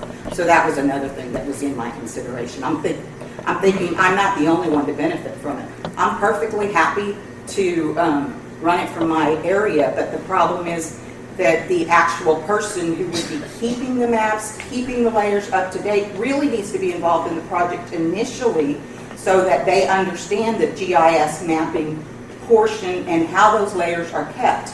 Now, if that's going to be part of my department, then that's fine, but I can't see it as part of my department the way we run things here because there's other uses for the maps. So in other words, we would have to create another department? No. It would be the mapping It department. would be the mapping department falls on Yes, yes. I mean, yes, this Extra- has to be, yeah, would I mean, there be extra think staff about it. involved? What she said was that at the state level, but that mapping was actually done at the county level. So that was y'all's to do and y'all's to approve. I remember that it came before, I wasn't here, but I mean, I went back and looked at everything. You guys had to approve those maps, but what you approved weren't correct maps. Didn't we have a legal firm come in and do that? Well, that's what that's kind of what I'm saying, is we need to get the appropriate, whatever we need to do, we need to get the appropriate officials or whoever it is to get this done and done correctly just once. And once it's done correctly, we'll be good forever. Go ahead. If my memory serves me right, while we were still in the old courthouse, Alger Kendall was still the county judge, I believe. We got some legal firm that did it out of Austin. That's what I'm saying, Mr. Rios. He did a redistricting. Quite frankly, even though the county commission court didn't approve it, that firm screwed it up. Those are the maps I'm bringing before them today. The ones before that were pretty accurate, as I understand it. We went through this redistricting thing. Some of the lines were changed, and it's been a mess since then. The former redistricting maps were done by Allison and Bass. The most recent ones were done by Rios. And the ones by Allison and Bass were pretty good, were they not? And that was in 10 years, right? 10-year thing. I remember the first one and the second one. Yeah. Well, the information that came from Allison Bass was 10 times more. All we got from Rolando Rios was a letter and a couple of paper maps. When Allison Bass did it, it was books and books of maps and addresses, and each address had a precinct assigned. So. And nowadays, you really are looking for digital information too, so that, like I said, the digital mapping system, the GIS is done. Isn't that done on some kind of a regular basis? I mean, Mr. years Rios has with the census. No, I mean, I'm not sure that it'll even cost us that much. But it's more of the matter of a true mapping expert working with Mr. Rios to get those deficiencies fixed. once those deficiencies are fixed, He's then been that in person and paid him. can, move on and we will have what we I need. think we're stuck with those maps for 10 years. Unless you're gonna contract with someone else to do them, readdress them. Yeah, well, I mean, when you find deficiencies, I would think that you could correct them. And this is gonna straighten out everything within the county or within all the entities, the cities and all? Well, no, this would, I mean, the cities are responsible for their own. That's what I'm. Obviously, it's a good thing for the, in my opinion, This to is form strictly a for county. partnership between everybody. I mean, I work for the county. So yes, I'm gonna ask the cities in that if they would like to, for their own voter participation, participate, and then they would pay the extra fees. Will they be Okay. willing? I don't know, but that's up to them. And then it's easy for me to say, hey, I tried to help, but if you're fine, that's okay, But I was, I've been called on a couple of occasions from other entities that are looking for some of their up-to-date maps, and I can't supply those to them because I don't have them. Okay. And it may even be that we could work with the appraisal district as well, because I know they have done some GIS work, and that, it may be simple enough. Again, since I'm not a GIS expert, I have very little. I've been to GIS classes, but, never done it on a day-to-day basis. And actually, Mr. DeBose was here earlier. He's very good with GIS, so he would understand exactly what I'm talking about here. But for the 911 purposes, Jamie was talking about going out and doing points, and that's exactly what this would, having this type of map, and then we would know that our points were accurate, which would help the 911 as well. Okay, like I said, if we do add it, who's gonna tell us what it's gonna cost us actually? We're not gonna need extra staff to do this? No extra staff required? I am of the opinion that there would not be, but again, it would be like a consultant or, a contractor. So I would say that if it's a project you're interested in, you as a commissioner's court decide who in the county would be project manager, because to me, I don't know how you can, how something can be done without having a project manager. And that person would be the one who decides, maybe puts out for bid or talks to several different companies. We couldn't put out for bid till we talked to you, I understand that. Talks to several companies that have some expertise there, those kinds of things, so.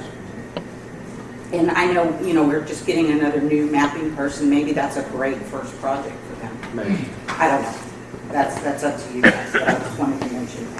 And again, I did put discuss, approve, or disapprove, but, it doesn't necessarily need to be done. It was more of, I wanted you to know about it. If it's something you're interested in and catch right away, then let's approve it and start moving on. But if you're not ready to do that and you want to look at it more, then, I'm fine with that too. I just wanted you guys to officially be aware. The county, in my opinion, is in bad need of total GIS work, from road and bridge to the voting precincts to a lot of other information that we can put on GIS.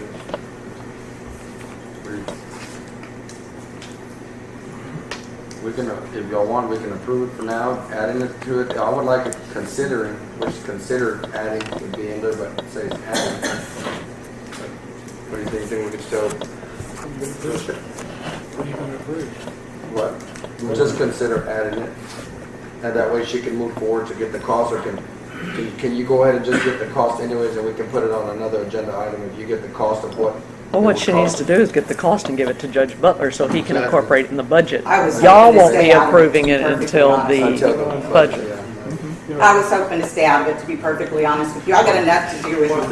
That's why I was asking, who's gonna get the cost if you don't, if you're. Well, isn't our mapping department a GIS, aren't they GIS experts, Shelby, or not? Everybody make a suggestion, Karen, could you contact the department that you know is affected and ask them to put something in there to give the commissioners? I could, but I Put mean, in our budget. I could, but it'd take a lot of time, and honestly, You're just I'm not one of those people who, wants to make a suggestion and because I want to be in charge. I understand someone has to be in charge. I wanted y'all to be aware of it. I do have a lot going on with, I've got another election coming up. I'm still closing out elections. We're still doing voter registration. I'm letting Mary have some vacation while we're down. So it would take a lot of time. If Because if I'm gonna do it, I'm gonna do it right. I'm not gonna do it halfway, so. So basically, you're throwing this out there, but you don't want it. you don't want to be that I spot don't. appropriate department. I You don't. want someone else to do it. You I just do. wanted to make us aware of it. I do. For your department, can you give a? Yes, I can tell you what it will take for your department to get it? what I would like to know. I mean, not necessarily cost, because that would be an overall, but I can tell you what layers my department needs. Okay. Yes, Okay, we'd expect you to- that's all I would want. Yeah, that's what I would expect from each department manager. One other. Go ahead, Maurice. Go ahead, finish your thought now. No. Go ahead, man. I'd like to make a suggestion. If you bring a problem before the commissioner's court, you should also bring a solution with you. I did bring a What's the solution solution? to open up a No, project the and do it. solution- You should name the project. If you're saying, then put it out and spell it out. Don't just bring it and say, I don't want to do this. No, I If didn't you say. didn't want to do this, you shouldn't even brought it up. All right, well, that's fine then. I I won't. understand where she's coming from. No, that's okay, Maurice. I understand where she's I coming know I from. have to be quiet because it wouldn't be appropriate for my response. That's okay, Karen. I'll give it to you in person if you'd like it after. I'd love to hear your response in person. I'd like it right here what you're trying to do. in public. So then we just take no action on this one, and you want to come back with a cost on it, and then what Do Pete you want asked me you? to come back with cost or just with my layers? It's your layers. What layers I I'll talk to need, you. yes. And Should a they have- specific commissioner want to take this on that I can answer to, or you just want me to bring them all to you? You can To bring it the, to us. to the court? Yeah, to the We court. need the cost to Richard for the budget. Yes, so But that's what. we're getting all these costs together, then those will be presented to y'all, but we need Take it it to. for the budget. Take it to Judge Butler. Right. I mean, are you assigning me as project manager is my question, or are you just expecting from me my layers? Give Judge Butler a list of all the departments that you see that need. Project manager. Right, we can't put that because it's not on there, but. Let her if just you get could do it- her, she's coming for her layers basically right now. She just made that some comment about other layers to be incorporated to it right now. Yeah. Let's just get her layers and that's it. I mean, I don't know, I mean, I understand the mindset of, well, if you bring something, I did bring a solution, that doesn't mean I have to Put be it out the to the guy's appropriate choice. person in charge I of don't it. remember. That was So 14 years we ago. understand. It was a long time ago. Well, just go ahead and take care of what Pete asked, and Does then Purdue give do the the same cost to thing? Judge Butler, and then we'll go from there. And if you think need to so. speak with one of us, or Judge Butler, just give us a call, and we'll Yeah. we'll go by your office. Okay, that's We'll fine, help you in whatever way we can. thank you. Thank you, Karen. Next item, we're moving along to item number 14, discuss, approve, disapprove, considering in fiscal year 2015 budget a more timely process for payment to vendors and temporary personnel, as well as reimbursement to Karnes County employees of personnel funds spent for businesses-related activities and purchases and any costs that might add to the county. Karen? Okay. I want to proceed this by saying I'm not trying to make trouble. Initially, this came up, I think, back in like December or November. So the reason I hadn't brought it up again was because I wanted to do some research on it and really figure out what other counties are doing before I brought it before you. But what this pertains to is the way that our current schedule works. There are many times that a person, you know, if you get something into the auditor's office, like a day after their cutoff date, I completely understand the process. I have no problem with the process. I just want to make you unaware of how it affects people and what I think that maybe we could do, or what I've heard other counties do, let's put it that way. And so anyway, if you do it like the day after the cutoff, so they have to come before 2 commissioners' court before they can get paid. Because they won't get paid at the next one because you missed the cutoff date, which is perfectly understandable. I mean, I don't think that we need to adopt a policy of doing off cycle. I think we need to look at our cycle is what I think we need to do. And so that person might have to wait almost a month. And I know there were at least 2 occasions where I had my elections workers that had to wait almost a month or more to be paid. And a lot of them need the income. So that was the reason why it came to my attention, and again, why I've been working on it. But also on a personal level, if I do spend funds, I'm not rich by any means, and so for me to have to wait sometimes 3 weeks or more to get those funds back has been a hardship on me personally. So, and that's just me, and I've actually talked to several other employees who aren't I guess, willing to speak out, but I'm just one of those who wants to solve it for everybody, so I put myself on the line. But anyway, I did speak to Luana and I did speak to Vi, and I actually had that in my whole write-up. Again, a lot of it got cut off. But when I spoke to them, they explained to me our process, and they stated to me that, you know, the way it was set up, that you guys were the only ones who could solve this, that it had to be something that came from you, perhaps having more meetings or however that works. So then I said about also doing some interviewing, like just offline, or however you want to say that, unofficial, talking to other election administrators and, you know, just people I came in contact with from other counties. And the majority of the counties that I spoke with talked about, like, and again, I have this all in there. They say they don't have that issue. They stated that reimbursements and payments are made at least every 2 weeks. So you get your paperwork in, let's just say the cutoff is a Friday, you get your paperwork in by Friday, you know that check's going to be issued the next Friday. You get your paperwork in on Monday, it's not going to be issued that Friday, but the next Friday. So there's like a 2 week. And so every other week, or even there would be times where it might be a little bit longer, but the majority of them would be paid on a regular basis.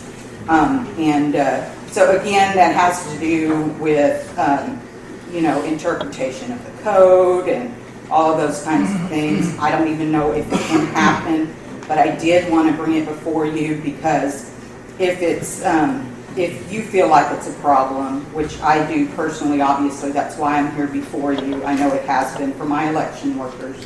I would like you to consider talking about that, maybe with the auditor and the treasurer, and figuring out maybe what we can do differently, and then determining what the cost might be.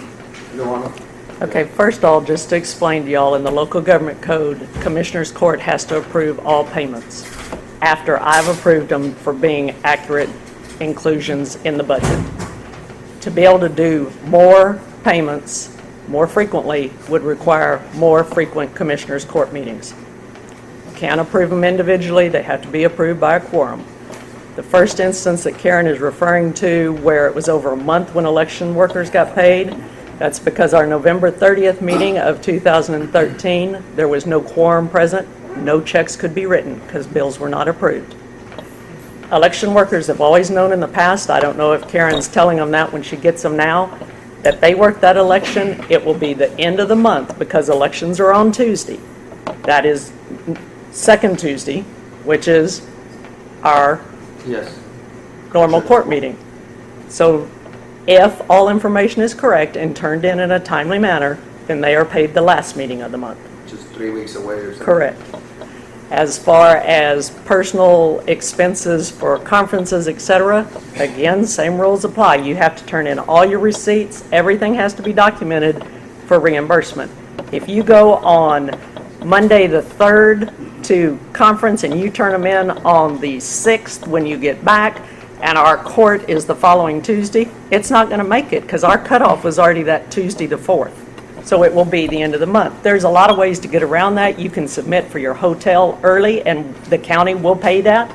You just have to bring back a zeroed receipt. If not, you're going to pay the county back for that, for non-attendance. We can pay the registration fees in advance. The only thing you are out is mileage and meals. A lot of times at these conferences, people pay for the meals anyway. You'll have vendors provide meals for the whole conference. You'll have certain vendors want to take you out, courting for voting equipment or whatever. The only way there's going to be more payments of bills is if we have more commissioners' courts. And most counties that pay on a weekly basis have court weekly. If y'all want to come here every week, that's fine. We can handle that. But there are rules and procedures that have to be followed. And only court can authorize payment of bills. You can give me blanket authority to pay utilities out of cycle if that's necessary. But voters, employee reimbursement, no. And we have payroll every other week that involves both of our offices too, so that would be very difficult. to pay a handful of people 2 or 3 times a year for elections. All right, I talked to the Goliad County treasurer, and I was told that elections payments are made out of payroll, they don't go through Commissioner's Court. There are certain IRS rules that you have to meet, whether they are payroll or whether they can be contract. There are specific IRS rules, and currently, because of our Section 218 agreement, they fall as contract. Okay, I talked to Wilson County also, and they said they paid out of payroll. Are they being illegal? Is that what you're saying? I don't know if they have 218 agreements or not. How do they do that? But they are paying it on the payroll? Because then you're going to pay their retirement and their social security. Well, no, because they'd be temporary employees, they wouldn't be retirement. That just brings up another whole issue, but again, it's not just about those people. Those were my examples that I have. And so I just wanted to bring it before you. I know some of it is just interpretation of the code. Anyway, I just, again, wanted to bring it before you and let you know that it has been an issue, specifically in my department. I know that I had a vendor, and it also was during that time she's talking about. But he was very angry because he put up quite a bit of money when we did the mail-outs of the, mass mail-outs of the certificates, and he wasn't paid until probably a month after he had already made the payment. Was he late? Was he late on bringing it into the county? Did he miss the date? No, it falls with that one where we didn't have a quorum on November 30th to pay bills, so they didn't get paid till December 5th or something So like that was that. just one, that was one incident in so long? Go ahead, one that you have a special meeting? So that was like an We had accident? a special meeting. I mean, Well, that was one incident. That was the worst one. Yeah. But I have had other vendors that say we don't pay as often as other counties, but please don't. and I think in all the years I've been here, that's the only time it's ever happened like that, right? That there's not a quorum? That's the most recent time that I can remember, yes. I can't remember us ever getting here and there's not a quorum. I think that was the only one time in years and years and years. Okay. Not a problem. Like I said, I just wanted you guys to be aware of it, and that's my duty as an officer Yes, of, I the know, county. Karen, and I appreciate it. Thank you, Karen. As of now, we'll take note. Is that all right? No action on item number 14? Why wouldn't you disapprove having more timely meetings? Excuse me? Why wouldn't you disapprove it? Why are you just taking no action? No action doesn't leave it on the table also. Unless y'all wanna disapprove that, guys, y'all wanna hear more, I don't no care, action I on don't some care of if we them, have a meeting every week, wouldn't bother me none. Well, what was the 218? Just I'm curious. It's an agreement with Social Security Administration. The county pays Social Security match for all employees as well as the retirement. Not all counties do that. You have to have a special agreement with the IRS to do that. Social Security and retirement matching, the county's matching. Correct. All counties. Correct. Like on Social Security, the employee has 7.65% deducted from their paycheck, and the county matches at 7.65. On retirement, the county has a 13.85% match to an employee's 7% deduction. It's a 2-to-1 match. The reason it's not 14-to-7 is because of retirees on it, surplus funds that have been left in for people that did not get invested, that have quit or retired. Thank you. Guys, it's, Luana said y'all want to disapprove it, take no action, doesn't leave it on the table either way. Only if we table it, we'll leave it open. It's up to y'all. You just take no action, you want to make a motion on it. You could do more research on it Okay. and then decide Yeah, I what you're said no gonna do. action, so we're just gonna go with no action on it. I'm sorry. Item number 15, discuss, approve, disapprove for a resolution opposing Oak Ridge Resources application for a commercial injection well located 2.4 miles northeast of Karnes City along State Highway 80 and abstract number 235 WH Pate Survey Tract into and a portion of those same lands also being located in abstract number 169 TJ Kyle Survey Tract 20 in Karnes County, Texas. Dennis, he's somewhere here, right? Not bringing anything.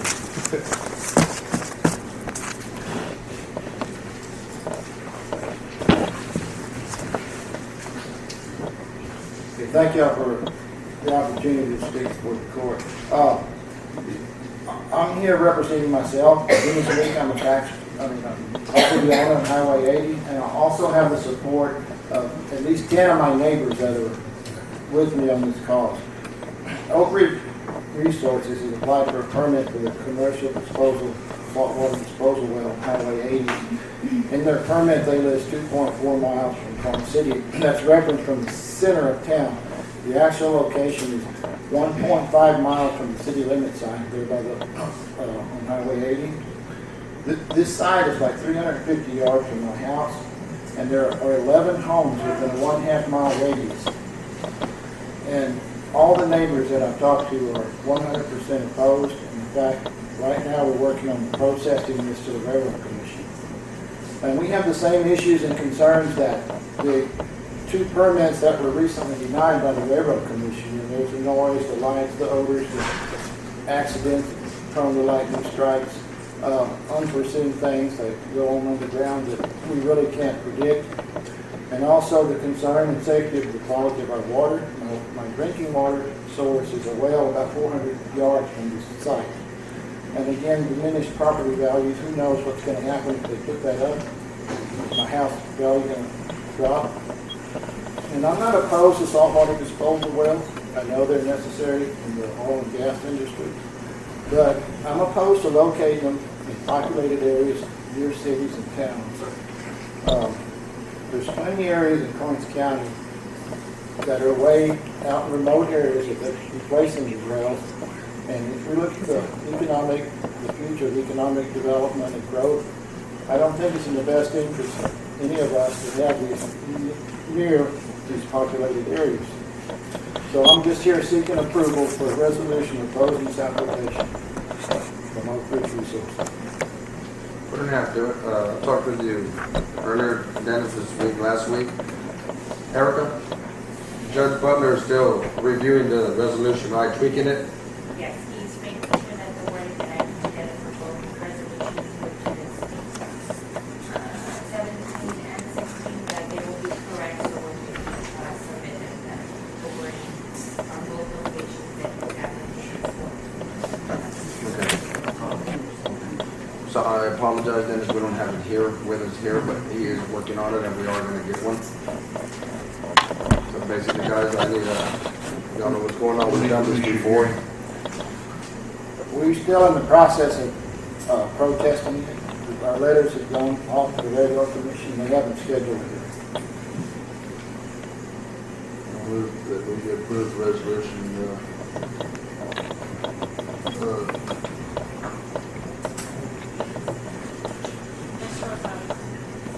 Shoot. You can approve the resolution to be signed upon the By the judge. by the judge. Okay, Of once course, he, his signature won't be able to be on there since he's not present, Right. but for y'all to approve it at this time, it would just be y'all. I understand. then I move we approve the resolution opposing Oak Ridge Resources application for commercial injection well located 2.4 miles northeast of Karnes City along State Highway 80 in the abstract number 235 village paid survey track N2. And a portion of this land also being located in abstract number 169 TJ Kyle survey track 20. Contingent with the judge be allowed to sign. When he's completed with it. I have a motion. Second. I have a motion and a second. All in favor say aye. Aye. Any opposed? None. Motion passes. Thank you. May I make one final comment? I think the solution to this is to speak up to our legislatures, to enact legislation to oppose these sites near populated areas. And Senator Zapparini and Representative Karnes are ones you need to talk to. So I encourage everyone in here to get on the bandwagon. I know some of us in this room are already on that bandwagon to do that. Thank you. Thank you. Moving along to item number 16, discuss, approve, disapprove for a resolution opposing the Overflow Energy LLC application to dispose of oil and gas waste by injection into a formation not productive of oil and gas in Karnes County. Field name Pan Maria, lease name Hobson, SWD, Tony.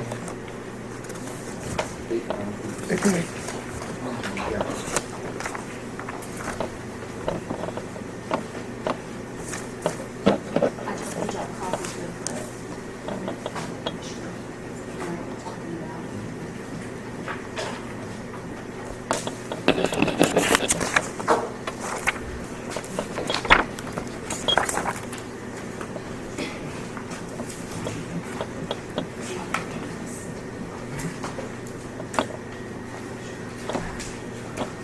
Okay, I'm just here to ask for your help in posting this application for disposal in oil and gas waste by injection in the Hobson area.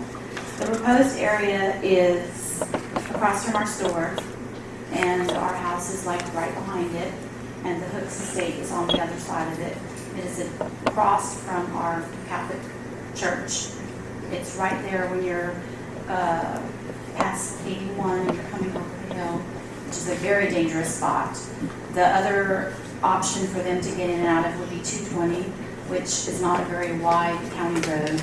And then the third option for them to get out would be on 81, which is at a creek area, so that is another dangerous in and out area. It is adjacent to the cemetery, which would be not a good thing to have a funeral there and have these trucks going 24/7, stirring up dust. There's at least 10 houses in that area that is adjacent to this property. The school bus stops and drops my grandkids off at our store. I don't need a big truck running over my grandkids. I'm worried about the injection hurting our water well. They say that that there cannot be oil and gas production within 2 miles. I believe that it is less than 2 miles to the nearest oil. So, and to me, this permit doesn't have all the facts, because I believe that the wells, I haven't measured, but I will measure accurately. As Dennis said about the lightning strikes, the dangerous, if they blow up, my house is going to blow up, but we're just right there. Like, my husband measured, and it's 420 feet to our property line from the site that they have posted out there, and it's 500 feet to our home. So I believe that's a little bit close. And I'm with Dennis that everyone should call Judith Zachary's office, write letters. There are lots of sites out in the country that people could put these on, and I just think that they need to do something different with that. I'm asking for y'all to support us in this fight. In addition to that, I'm Betty Lewis, I'm a law. And in addition to that, let's just think about the safety issues. And Highway 81 is already inundated with trucks. And we're not opposed to going on the street or the disposal well. We're in this county as long as it's in a remote site and it doesn't jeopardize the safety of the residents of the community. There's not going to be a way for this community to function with an additional 100 trucks coming in and out every day and night. In addition to that, you have to consider the light pollution and the noise pollution to these residents. This well is proposed right in the middle of all these houses. It's not out any other place. It's 500 feet from my mother's house. And so you think about the dangers that are coming with this. There has to be a better location. We've also submitted a protest to the Railroad Commission. We've not heard anything. So we're asking for your help so that we can ask for this to be put in a location where it doesn't jeopardize the safety of the community. Have y'all talked to Zachary's office? Yes. With her With Rachel? Rachel was on vacation, so it was an intern that we talked to. He was going to forward all the information to them when she came back. Guys? The way it shows this map, it shows Highway 181, and it's going to be directly across from the church. The entrance has to be within 100 feet of 181, right in front of the hospital store, the way the map of the 5.8 acres is shown. Oh, and on that note, if you'll notice, they have amended that there, including all the 44.67 acres. They are. Yes, but they did not send us a map showing all of that. That is the only map that I received was for the 6 acres, so they're not representing themselves correctly. This first map showed Right. just 5-point-something acres, but now you're saying they're going to take. Exactly, which is 81, which makes that adjoining the cemetery. And there's just a little bit of area, maybe this wide, to go in and out because there's a creek there. And the creek is there, and there's a hill this way, and there's a hill this way. So how's that going to be safe for a big truck to be going in and out? When the school bus is unloading kids in the area, kids are down my street on 220. I just can't even believe you're even thinking about it. Like, this is not a place to happen to this. Erica, the same, Judge Butler's still working on this, tweaking it, same as the other one, right? Yes. Okay. Motion to be made, the same as you did, I'll do it by here, the motion. I make a motion that we just approve resolution opposing overthrow in Indian Hawks, Texas. This is in the Rational Scheme survey,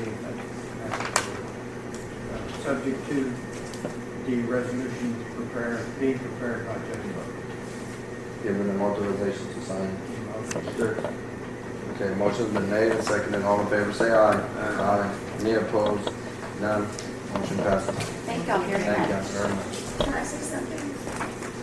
She did sign up to speak on the subject. I was on, Go, yes, ma'am, go right ahead. Okay, I'm Cheryl Moy, and as you know, I've been working with the Injection Well things for about 3 years now, and they continue to pop up. We stopped one west of Karnes City, we stopped one south of Karnes City. You stop those, then 2 more popped up. Now they're going north and they're going east. And on the last 2 that we were successful in stopping, it was proven that there was not a need. There was not a need for it. It's mainly about the companies are saying that there's too much wait time at these disposal wells for them to unload. However, I drove just yesterday by 2 disposal wells, and there weren't any trucks there. And so, the Railroad Commission has ruled on the last 2 that we stopped, it wasn't a need, and it was not in the best public interest of the people. These companies are mainly wanting to get the skim well off the top to retrieve that. That's where their money is coming from. And so, what I want to tell y'all, I want y'all to stay alert, to always look in the back of the newspaper, which is not really real helpful, except that it will tell you a company's name. And then you can go, because it gives you no coordinates, it'll just say 2 miles north of Karnes City, or 2 miles south of Karnes City or something. It'll give you enough that you can go to the clerk's office, and they get this paper that's filled out. Unless your landowners show up, and sometimes your landowners will call, because the connecting landowners are the ones that will be notified by the Railroad Commission. But if you're an individual and you're living really close, like Dennis did not get a letter from the Railroad Commission. And so I was, because I know about this, I read the paper all the time. So as soon as I got it, I was looking and trying to find out, and I couldn't find out. So right away, I wrote a letter of protest on both of those, both of y'all's wells you're speaking about, so I could stop that administratively until we could find out where this was coming from. Got the coordinates from the county clerk's office, Google Earth, and then went and found out where it was. It's very important that you stay alert to that, because if somebody didn't protest those things, they go in and administratively, and then there's nothing really that you're going to do about that. Twice now, the Railroad Commission has ruled this, that there's not a need right now for any more where they're at. These companies are coming in and they're trying to put these things in. They're wanting these permits. Some of them just want these permits to get the permit, and then they, want to resell them. It's all about money and stuff. And so it's not really what is in the best interest for our community. It's what's in the best interest for these oil companies.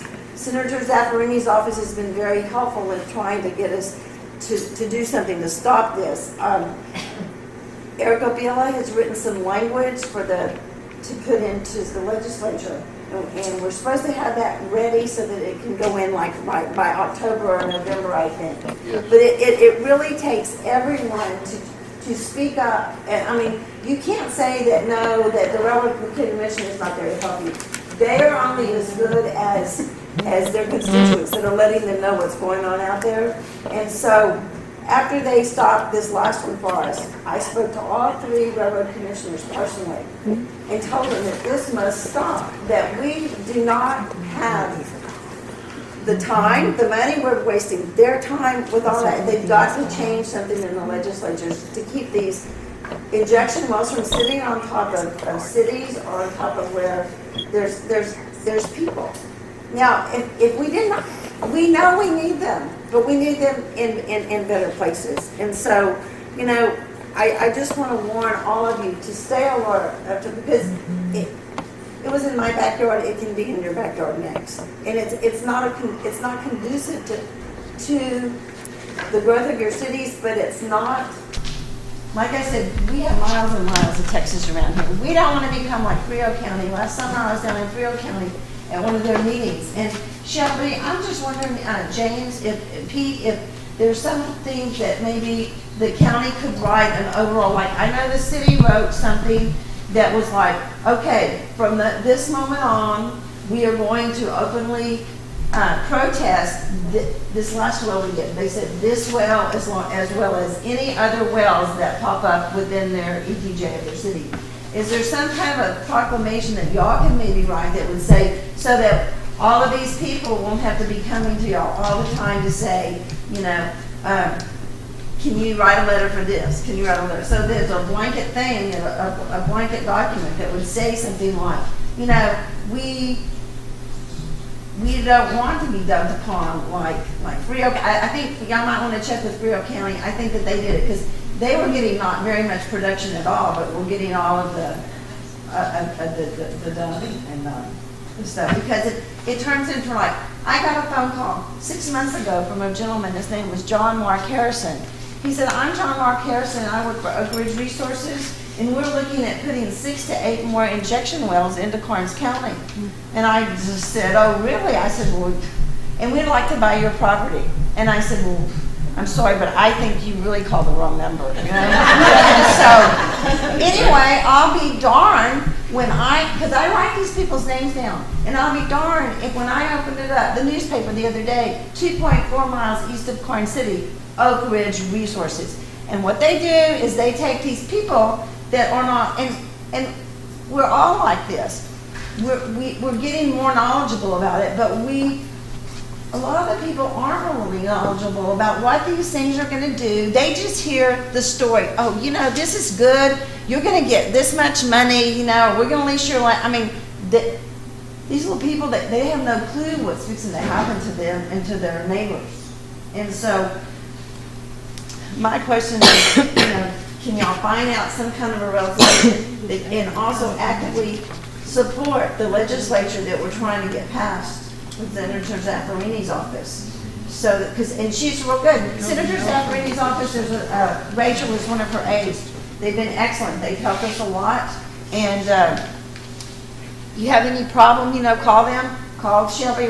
We have the numbers that you can call and they will help you. But please stay vigilant and look in the back, because you have to be like a little investigator to get out there and to find those numbers and stuff, but I guarantee you it's worth the payoff when you know that you're protecting what might be coming up next to you. And they're getting braver all the time. Now they're trying to put one by the cemetery, between the church and the cemetery, basically. You know, I mean, now really, it's not good.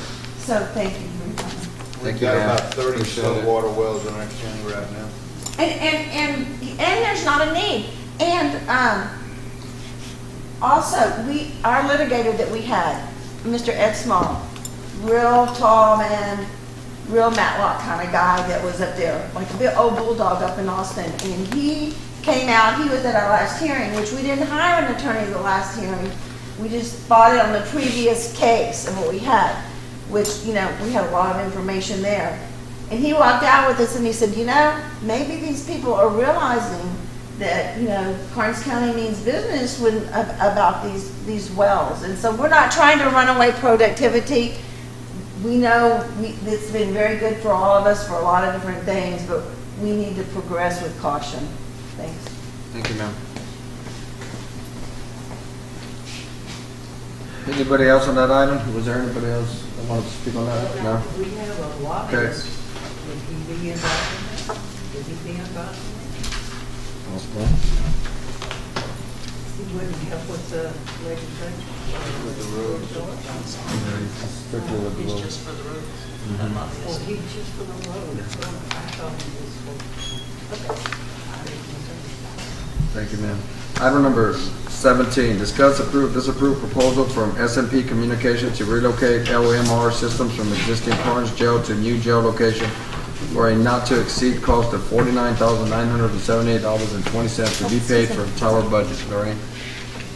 So this is the land mobile radio system that is at your sheriff's department now and needs to be relocated to the new jail site.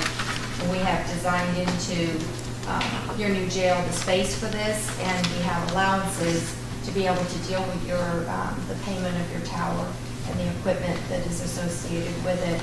S&P Communications has provided their proposal. They are the current vendor that works with the city and the county on your radio systems, and so Chief Lieberman. Basically what it is, James, is Mr. S&P owner is just giving us a draft bid on what it's going to cost to move all the existing equipment from the old facility over there and get him on board. His company is going to be the one that's in charge of moving all that stuff. What we'll temporarily do during the downtime is we'll move the emergency center to Kennedy to the alternate site, and at that time all the equipment will be moved over there. So we're just trying to put all this into effect to get it done. So, okay. And the money will come out of the existing budget that's already there for the new jail. So, Chief, did you have anything you want to I add? think this is a two-phase deal. It's going to be moving the actual equipment that's at the current sheriff's office and then installing it on the tower, and then also moving the stuff at the radios that you don't see inside dispatch. So they'll be done in two parts: move all the cabling, install the cabling, and then actually install the consoles, all the radios inside the building.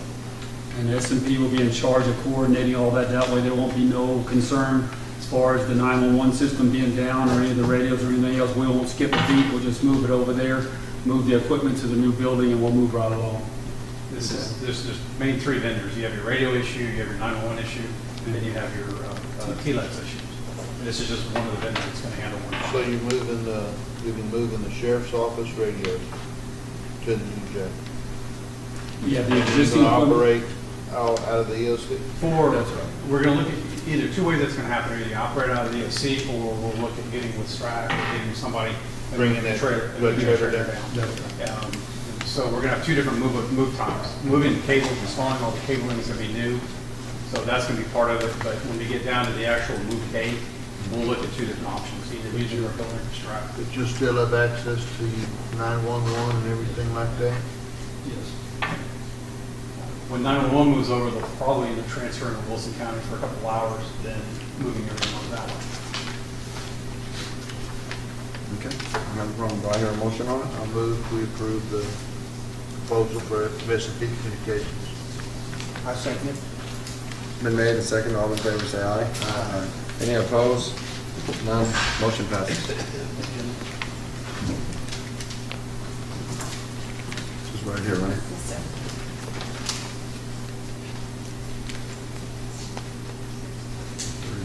It is.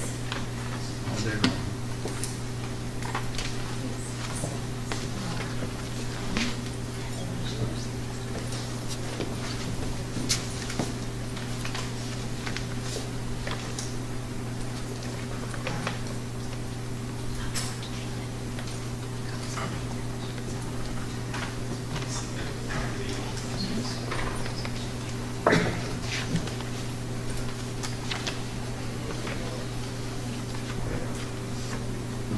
Item number 18, discuss, approve, disapprove DSA architects to advertise for design build proposal for the 300-foot tower and associated equipment room. Cost of this is included in jail tower budget, right?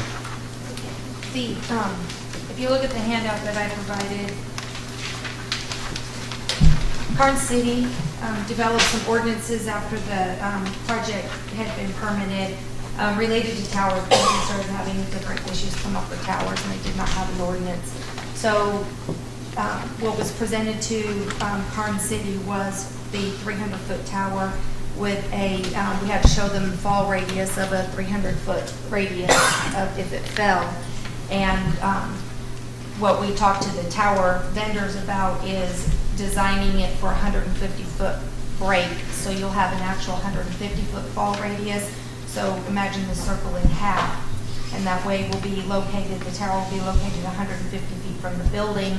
So if it does go down, there are no buildings in that area. So the, if you look at the site plan that I gave you, which is, thank you.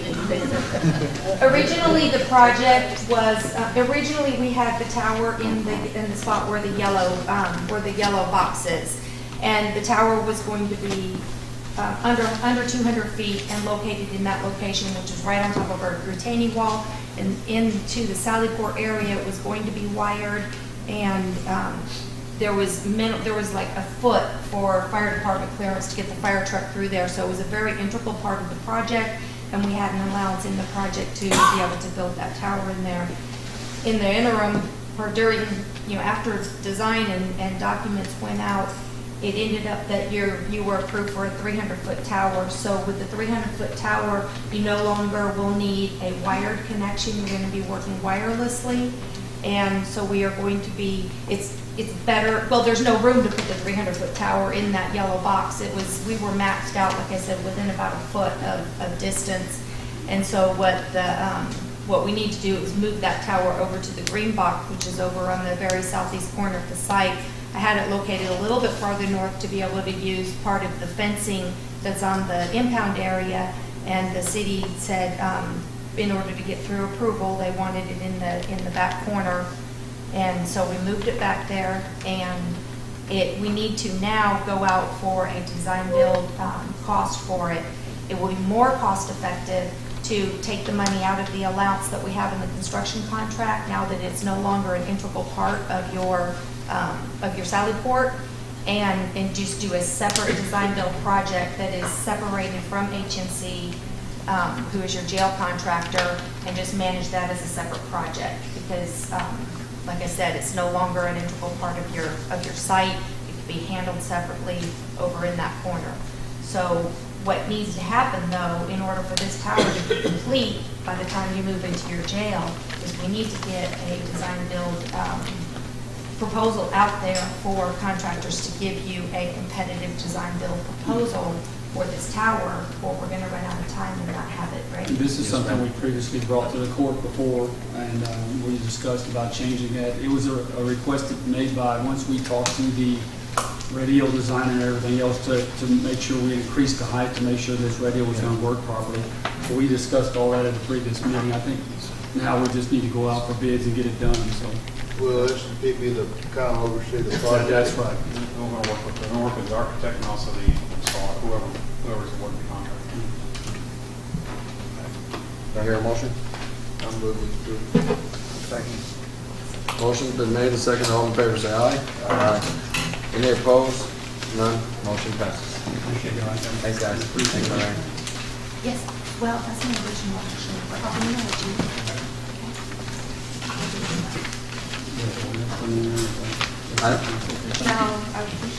Item number 19, discuss, approve, disapprove possible hiring of DSA working with Bob Tech Engineering to survey the condition of the air conditioning in the courthouse annex. Lorraine? Your county attorney, Herb, asked me to go ahead and prepare a proposal. There's air conditioning issues in this building. It's hot in a lot of departments. They're not able to control the temperature well. I've been in the county's attorney's office many times, and it's uncomfortable in there to the degree of, they have a thermometer in there. It's very, very warm. Our engineers, what I just passed out to you is Bill Rickram has been my engineer for almost my whole career. He has 36 years experience. And I attached there a recap of all of his different projects that he's done. He's an expert in mechanical engineering. And what we've developed is per the county attorney's request, a proposal to be able to evaluate the system that is installed here. Not only look at how it's performing, but also look at the design, because that is Mr. Rick Brim's expertise, and develop a, actually it was in the original, so develop a, not only a building survey, but also record temperatures, so that we're not looking at just is somebody comfortable or not, what is the actual temperature and what is the humidity in that space. So the proposal that we're presenting is designed for us to develop the survey for the building occupants, record the temperatures and the humidity readings in each of the departments over a work week, so we have real data that you'll be able to look at and see how warm or how cool it is in those different spaces. Mr. Rickman will review the existing HVAC design based on the drawings that you have of this building. He'll review the HVAC installation. He'll come down here and look at how it was installed. Was it installed per the plans and specs? Does he see anything in the installation that would be affecting the inability for you to be at the temperatures that you need to be? He'll look at the reports. I know you've had several contractors out here that have looked at the site, and I know that Zane, your county maintenance supervisor, has looked at things and he has some opinions, so the engineer will review those reports from the contractors and the maintenance supervisor and incorporate that information into their study. Then they will analyze and document the information that they gather. So we'll document the surveys, document the conditions, and have true readings of the humidity and the temperature. Provide an engineered review report of the HVAC design and installation, and then a review of the report from the documentation from the contractors. And then as a summary, we'll present those findings to the Commissioners Court and provide a summary of options for corrective measures proposed as a result of the study findings. So depending on what he finds in his evaluation, he would give you some options to make corrective measures with an idea of what that would require. The fee for this to provide these services would be $7,300. And then any additional, once we present the findings to the court and we provide summary options, if the court decides to go forward with other options, we can give you a fee proposal to develop those solutions for you if you so desire. Ms. May I have a question? Yes. What amount of time would they be here for weeks and weeks to study something? Would they be looking at, is it just a couple of times they're going to come in and check? The recordings will be done by instruments, and so we have 6 instruments that would be placed throughout the building, and so it will take about 5 weeks to get all of those different readings. But the plan is to come out and do the initial survey, put the instruments in where we know are what we think are the worst areas, and while the surveys are being filled out by the building occupants, we'll continue to take those readings. But after that first week and his initial site visit, he'll have some preliminary understandings. He has, as a favor to me, he did look at the plans already, and he already has some different ideas. But So each office will have an opportunity to fill out a survey and possibly speak to them about the issues that we see on a day-to-day basis. Because I know some people see them when they come in and visit, but will this also be able to determine whether or not the ceilings leak because of condensation or because of rain?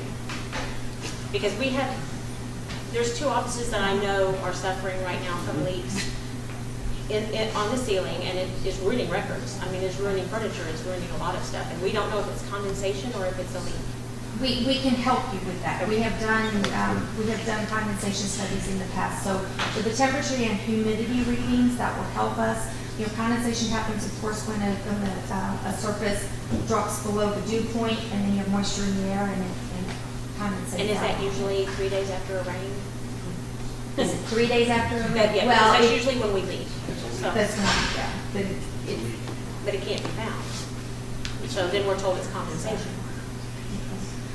We should be able to help. Is this an engineered building, Pete, that you referred to?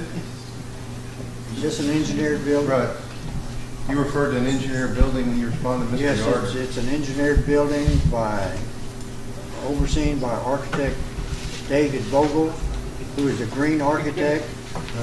And when this building was designed, the former Commissioners Court had a list of 7 pages. I was told by lawyers they had 7 pages of recommendations they had to put in the contract, and the Commissioners Court ignored those recommendations and just signed the contract that they presented. When we came on board, we had many problems. We knew we had problems. We could have sued them at that time and shut this building down. It wouldn't be finished yet. We could still be in court, but we chose to go ahead and get into the building with what we had so we could use it and get out of the courthouse. I think my point is that we need to do some research prior to building these $250 a square foot metal buildings, so we don't get in the same situation that we're in right now, about to pay somebody $7,000 to come in and assess an air conditioner that's only 2 years old. I mean, if it were my money, you need to spend the money like it's your personal money. Is nobody that built this, an architect, a contractor, the air conditioner, nobody's bonded? Nobody's There's no, responsible? there's no accountability? Well, you can get a copy of their contract and whatever they had, and what it said in there, and you can see if you think you want to sue them and go to court for it. I mean, the commission, you say we should do it. It's your job. It's your job. That's what we're getting at. That's what we're getting at. With the EMS Commission's bill. Court is not assuming any responsibility or You accountability just say, for what yeah, they do. $250, no problem. You just spend the money. Right. Okay, we have on the pay bills today, paying and contractual expert on contracts, $5,000 and something to be sure that our contracts are correct, so we don't have that problem in the future. Steve, pull your microphone closer, will you? Thank you. All right, do you hear me? I'm better. Have you gone back to the people that installed this? Yes, we have. And what was their We've vote? gone to the manufacturers. Zane can tell you, he's talked to the manufacturers, gotten them down there, and they said, well, yeah, maybe we can do something, and they go off and they won't tell us anything particularly. The manufacturer's Daikin, which is I don't know what kind of company it comes from, maybe from Africa, I think it's Japanese, Chinese, but anyway, it was the cheapest they could get. It's supposedly a green system, and it doesn't work. It didn't work to start with. The computer room over there, we had to put an exhaust fan in there to make it work to start with. The computer room was getting too hot. Right. We knew we had problems to start with, and we're trying to resolve them. And this is the way we've talked to lots of people, We just called John Wayne. and we need to hire an expert to tell us what their opinion is. I'm just curious, Pete, I know you were on board with Kruger on the construction of this, and you were the overseer with Kruger as it was being built. And I personally know who installed these units, and he told them that these weren't the units that they needed. These were the bad units and they were wrong. But he said that's what they wanted.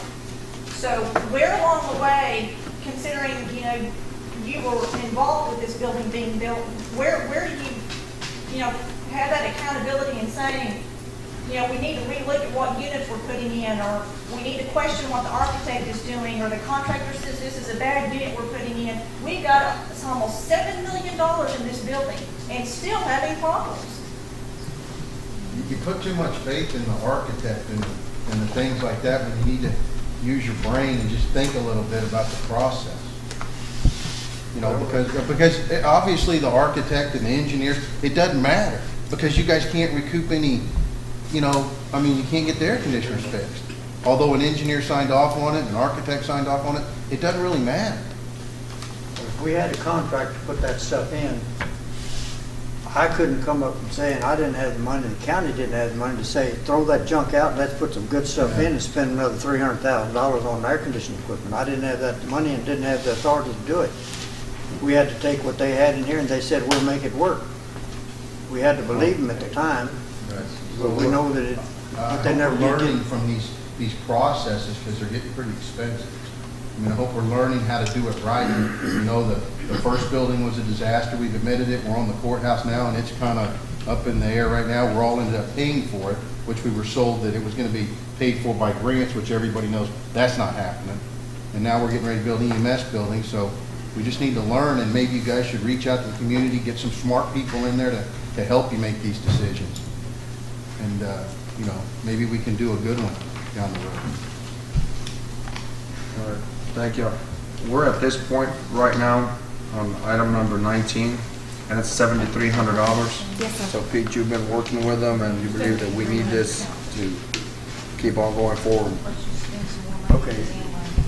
I want to ask Zane if he wants to make any comment about what Daikin or what any of the other, if you want to make any comment before we pass this. Let y'all, from my standpoint, tell you all where I've been at with this. I started off with a mechanical contractor that put this building in, and that was like hitting a brick wall. I've been involved with service supply with their engineers and everything to try to fix the system, working from the cheap up. And I have a specialist right now for San Antonio that's involved with us troubleshooting the system. And so far from service supply, this other specialist, we feel like the building was under-engineered. This is where Lorraine's company comes in, possibly for legal action in the future, but we need to know what we're dealing with on an engineering standpoint to fix this. I asked for Lorraine, their engineers to get involved with this because we're at that point. I have local guys for working on servicing the units because we really haven't been too much touched in 3 years. So I guess that's where I'm at right now. Is we got some of the local guys helping us with servicing the units because they haven't been touched. We have a specialist out of San Antonio helping us with the troubleshooting what we can troubleshoot, and then I want Lorraine's firm engineers to be involved with making sure that we even have the right tonnage if it was properly engineered to start with. We know there's a lot of things that were done wrong, but you got to have the specialists say so, the other engineers say so before we can really take any action anywhere. And I started this in November last year, a month after I started working for the county. Started working on this AC system. Well, part of the problem is we start at the beginning with Mr. Hancock asking the architect to do this survey, for lack of a better word. And I don't recall that Mr. Hancock came to the commissioner's court and asked for permission to do that. He just asked her to do some work for us, to kind of let you guys out. He didn't ask me to do any work, he asked me to prepare a proposal to present to Commissioner's Court to be able to do the work. I have not done any work. I will speak this much for her. I've been keeping in the loop of what I've been doing the last 6-7 months. And I was involved in asking him because we were looking at possible. He wants to keep informed basically if there's any legal action unless they have to come to this. But I think we all complained about the error enough that we knew we needed to do something. We have massive. I don't disagree with that. Right. But it wasn't just her. I mean, I think we all went to someone This and whole just threw a building culmination. is a disaster. So, and I have not charged anything and I have not incurred. I'm now coming to give you a proposal to do the work that you're asking for. If you say no, there's nothing, yes, there is no financial responsibility to from the county and anything that we helped you with in the past. It was done because we were here and we have knowledge and we were trying to share it with you. Anyway, we've come to this point where we feel like we need professional help, we need to hire an engineer, we need to pay someone. So therefore, I'll make a motion that we hire ESA working with Quad-Tech engineers to subvert the conditions of air conditioning courthouse annex. Do I hear a second? Second. Motion, it's been made and seconded. All in favor say aye. Aye. Any opposed? None. Motion passes.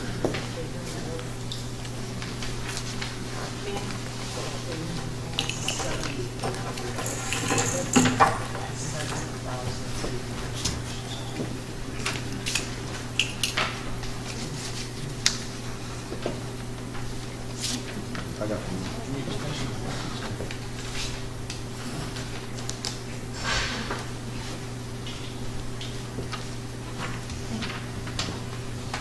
along to item number 20. Discuss action regarding June 2014 Treasurer's Report. And I Bye. talked to Commissioner Rosales about this. We still have not resolved the outside investment interest earned on the, that line item. We're still about $100 difference in the general fund and about $80 difference in the road and bridge, so we didn't feel comfortable presenting the report. Okay, so this is a no action item Yes. right, as of right now? Yes. Where are we at on the audit? We're still working with the outside auditors I on thought we were gonna have everything done by end of the month. the outside auditors were here on Monday collecting some more information from us. How much difference right now? Between the GL and the bank reconciliation, there's approximately $50,000 difference. It is $50,000 more in the bank than in the general ledgers, which tends one to believe that there are items that are not receipted in the general ledger. Is that what we're finding most of the problem is, the items not being received? That's where some have identified, yes. And Janet Pittman, one of the outside auditors, brought in Elizabeth Herrera with their firm, but on the accounting side of it, not on the auditing side, to try and look at the bank reconciliations to see if she can identify what issues are there that have hindered the reconciliation.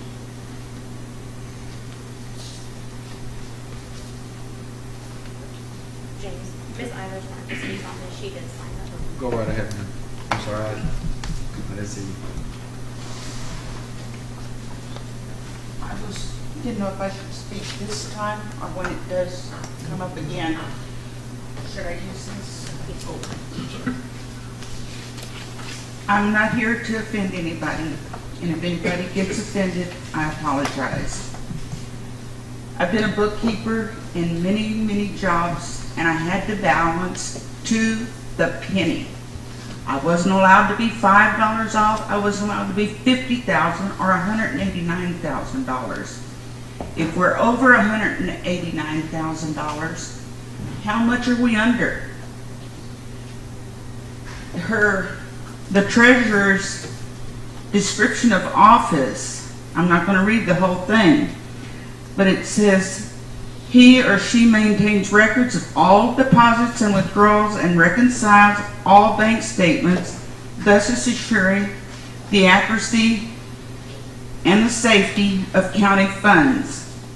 This once a month, this once every 6 months stuff isn't going to get it. It needs to be done on a daily basis. If you do it on a daily basis, then you know how much money is in the bank that day. You know how much money's going out that day. If you don't have enough time, get somebody else in there to do it. Delegate. Because it also says in here that you're allowed to hire and fire. So do it. If you can't do it, then we can get somebody in there that does know how to do it and make a concerted effort to balance the books. But I'm still going back to the fact, this many dollars over or under is not acceptable. So we need to get something done about this, because I'm getting tired of hearing about it. I'm reading about it in the paper. I'm hearing about it on the street. It's just not, it's not acceptable. Thank you. Thank you. Thank you, ma'am.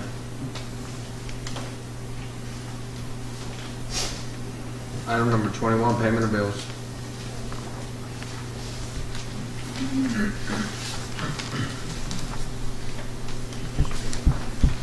Is that general?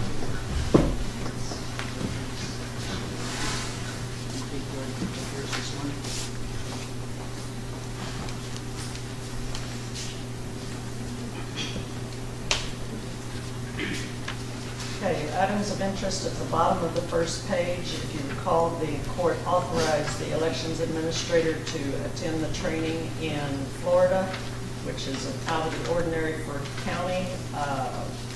The county's dollars of reimbursement towards that trip was $455.32. On page 2, the third item, $6,775 to Alonzo, Barcease, Irvine, and Palmer. That is the progressive billing on our outside audit. If you go to page 3, about 2/3 of the way down, there is a payment to Texas CompuFix for $1,959. That's for 2 new scanners and installation at the county attorney's office. The next entry is a payment to Jennifer Dillingham, $2,350. That was for a substitute prosecuting attorney. On page 4, we have capital outlay expenditures for the annex parking lot, $919.97. Phase 1A of the courthouse, $936.42. Phase 1B of the courthouse, $2,308.82. And for the jail project, $26,374.22. Also in that same category, capital outlay, you will notice a payment to R&J Air Conditioning for $8,346. That was for the new system at the juvenile probation building that the court previously authorized.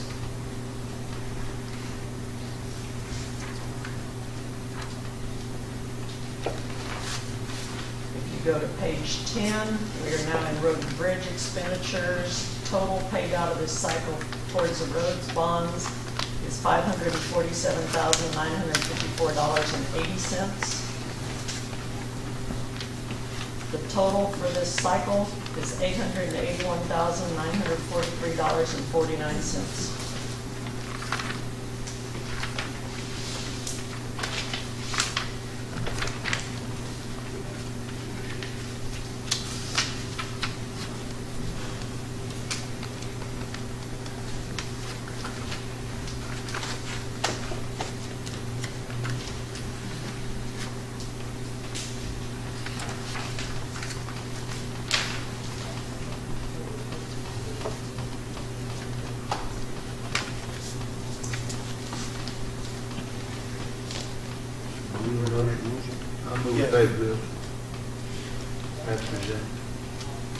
I second. Motion's been made and seconded. All in favor say aye. Aye. Any opposed? None. Motion passes.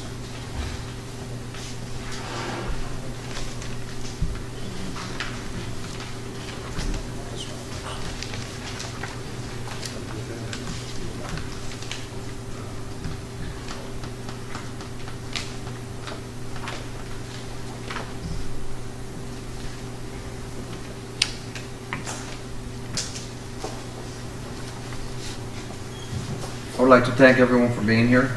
Thank you very much. Next motion to adjourn. Second.